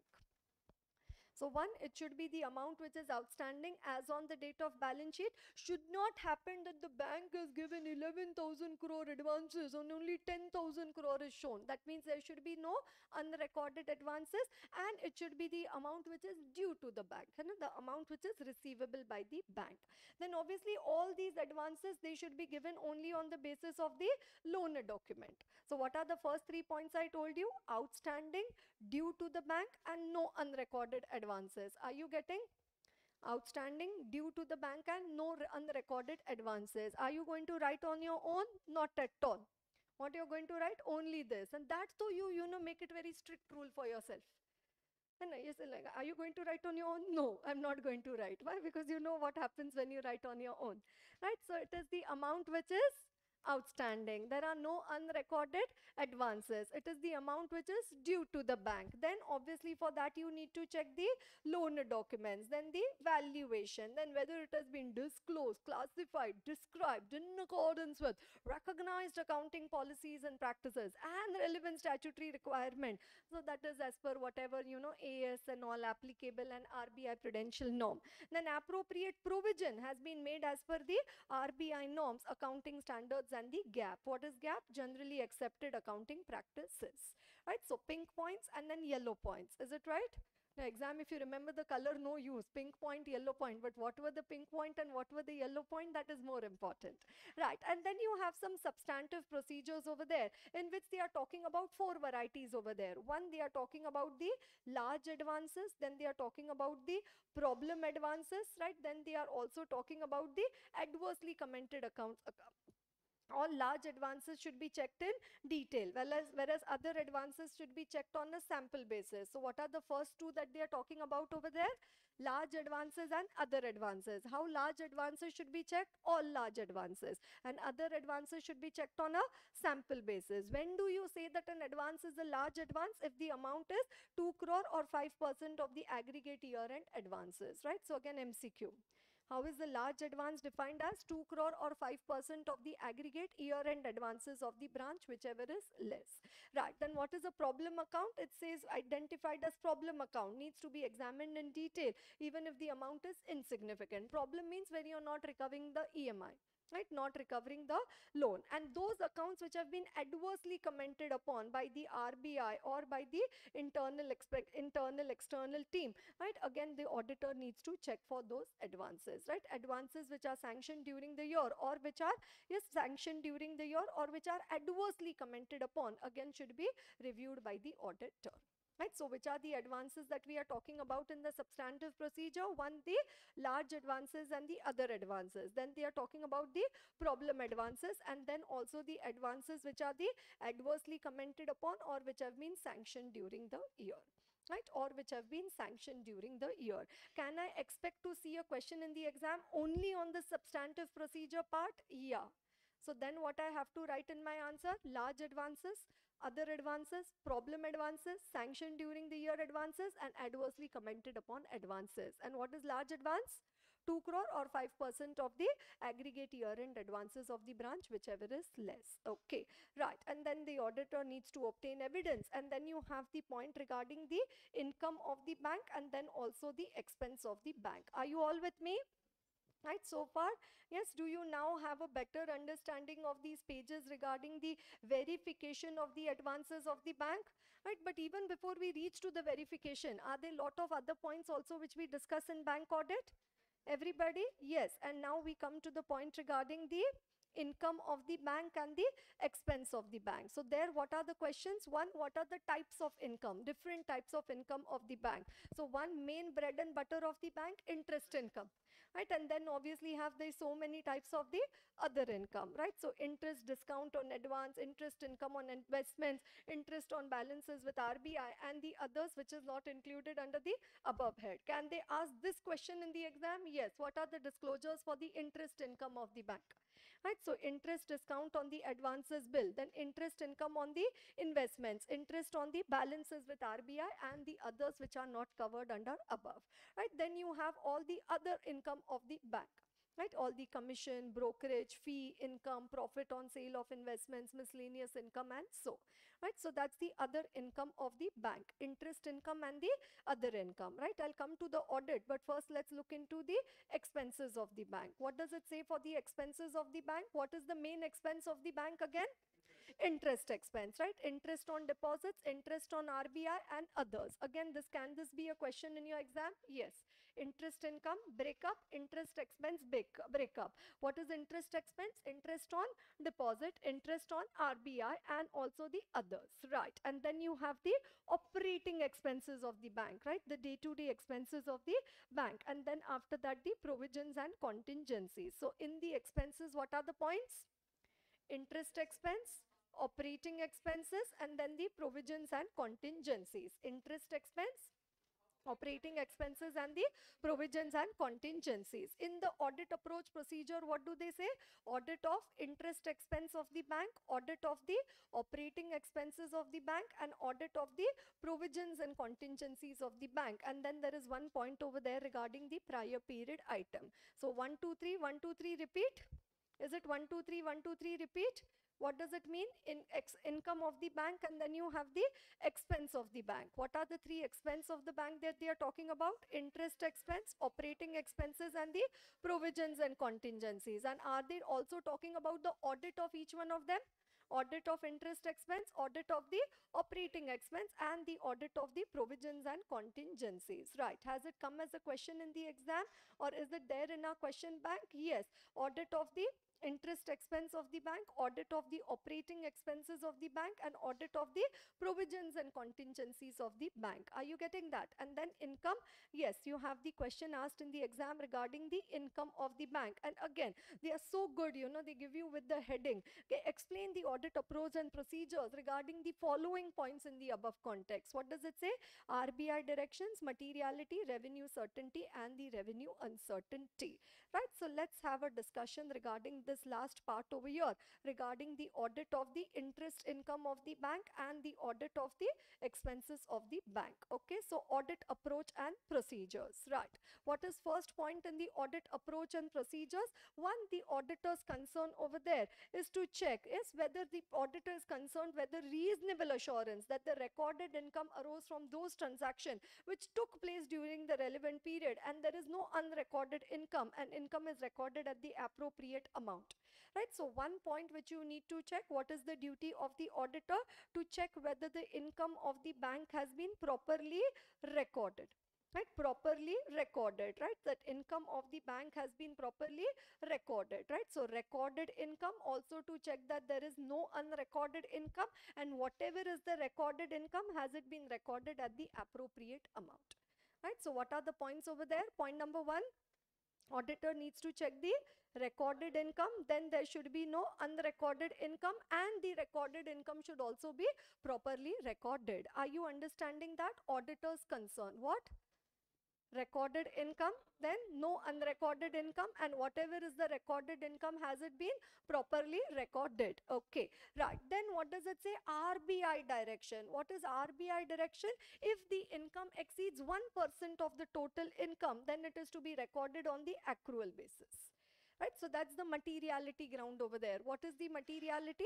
Okay, if the income, so you're getting some loan income or whatever income, if it is exceeding 1% of the total income of the bank, then it is to be recognized on the accrual basis. And if it is not material, then what does it say? If it is less than 1% of the total income, then it can be recognized when received. Recognized when received, that means cash basis, realization basis, right? So your bank has their own definition. RBI has given their own definition of materiality. Okay, when do you need to follow the RBI, what do you say, the accrual norms? When it exceeds 1% of the total income, then accrual basis. If it is less than 1% of the total income, then cash basis also okay. Is it okay?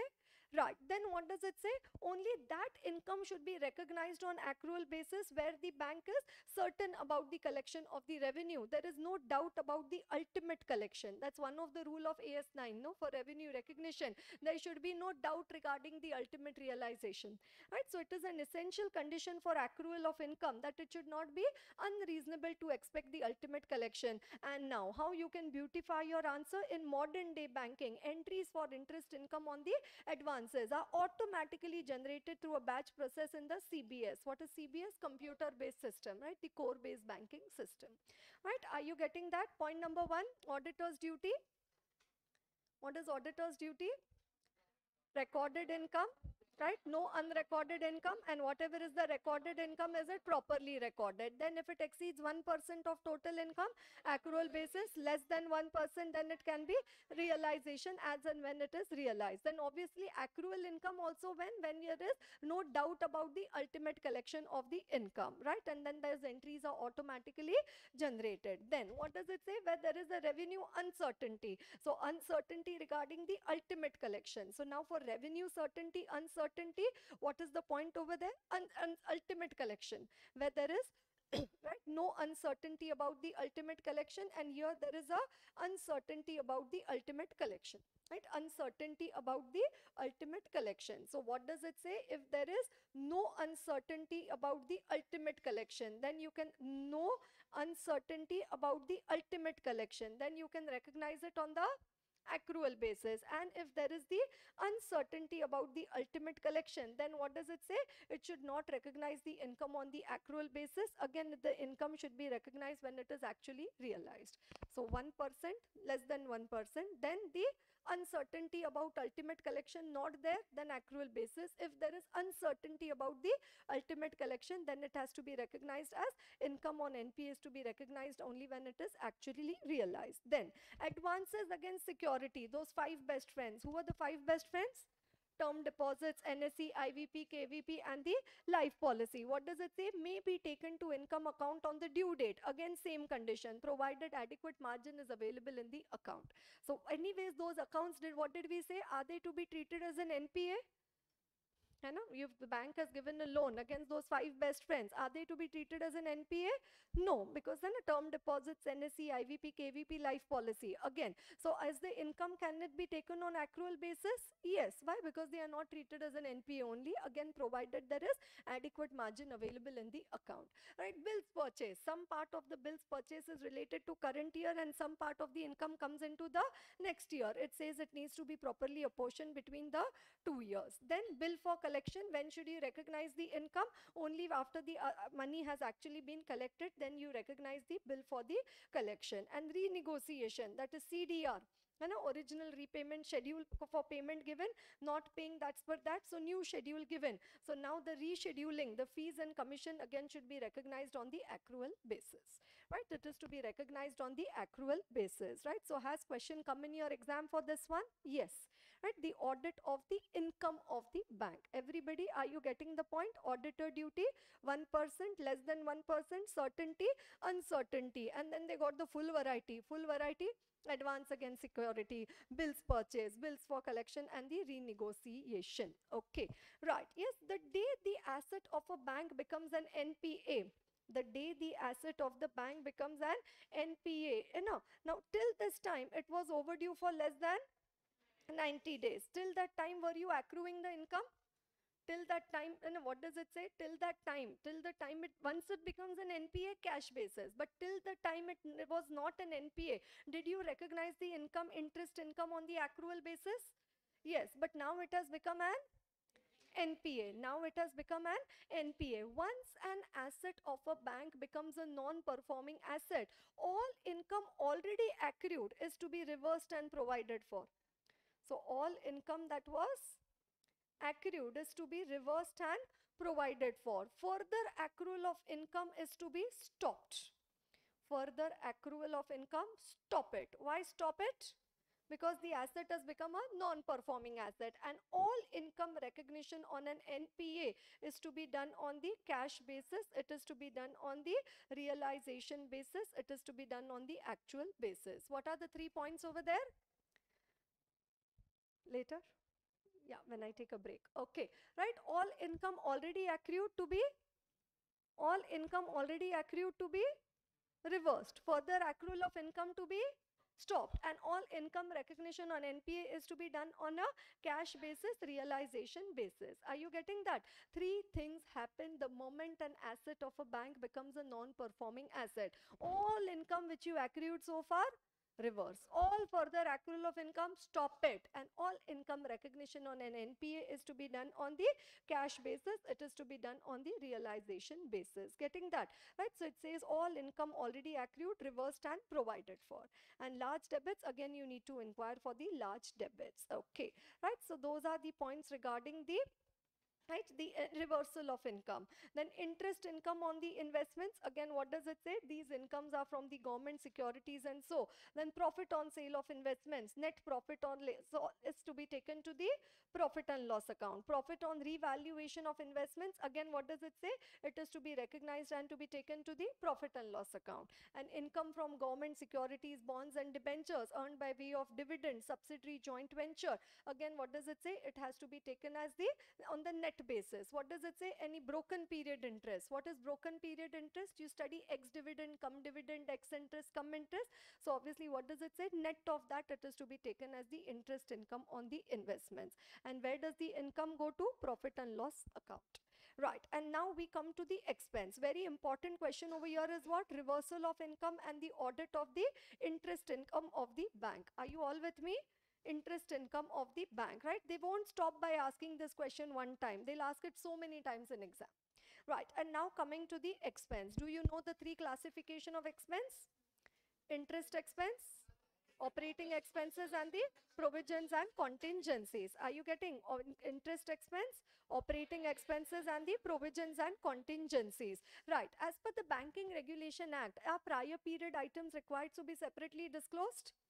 As per Banking Regulation Act, does not specifically provide for disclosures of prior period item. However, such disclosures where warranted may be given. But Companies Act, no, what is the accounting standard talks about prior period item. The Banking Regulation Act does not talk about the prior period item, but wherever required, this disclosures may also be given. Are you getting that? That is for prior period item. And we'll follow the reverse strategy now. First, we will study provisions and contingencies, then study the operating expenses, and then talk about the audit of the interest expense of the bank. Okay, audit of provisions and contingency. So one provision that they are talking about over here is the provision for the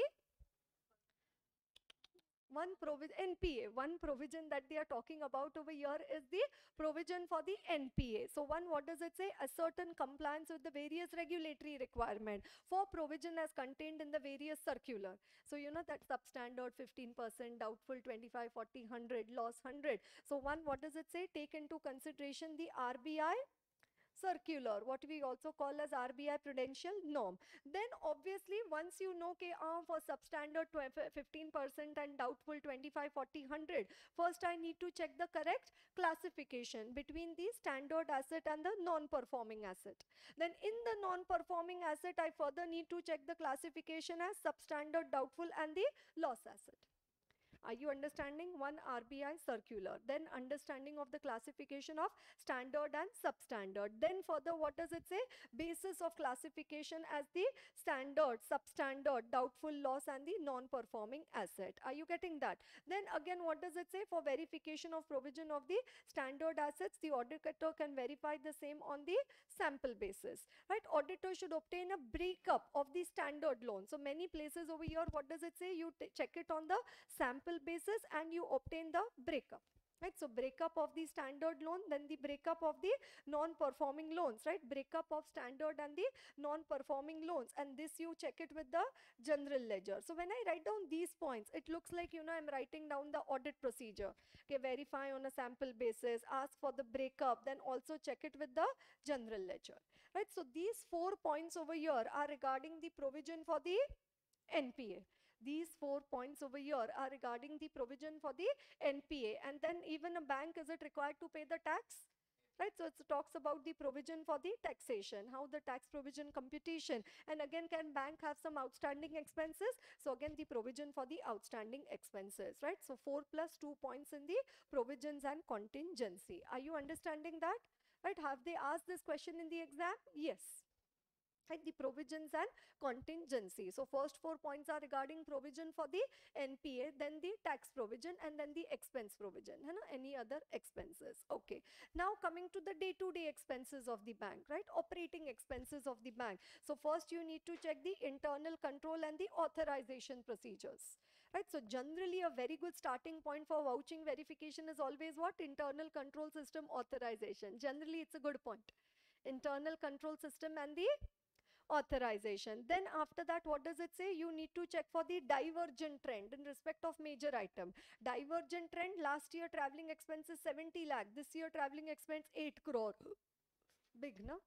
So divergent trend in the major item of the expenses, because I'm talking about the operating expenses. When I check for divergent trend, that means I'm performing a substantive analytical procedure, right? Why do you perform substantive analytical? To check the reasonableness of the expenses by calculating their ratio to the total operating expenses and by comparing the current year with the previous year.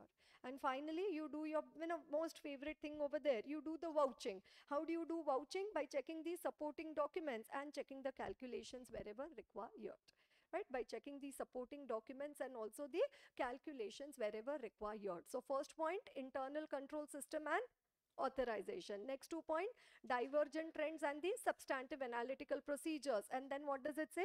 Vouch for the expenses. Verify the expenses by checking the supporting documents and the calculations wherever required. Are you getting? That is audit of the operating expenses. And now we come to the audit of the interest expense of the bank, right? For interest expense of the bank, again, what point it says? I told you a wonderful point, modern day banking. Entries for interest expense are automatically triggered through a batch. Same point was there for interest income also, right? Same point. Was it there for interest income also? Same point for the interest expense also. And again, what does it say? Auditor is primarily concerned with the overall reasonableness, right? Overall reasonableness. I want a reasonableness means what? I want a comfort over that number, right? So overall reasonableness of the amount of interest expense by analyzing the ratios. What ratio?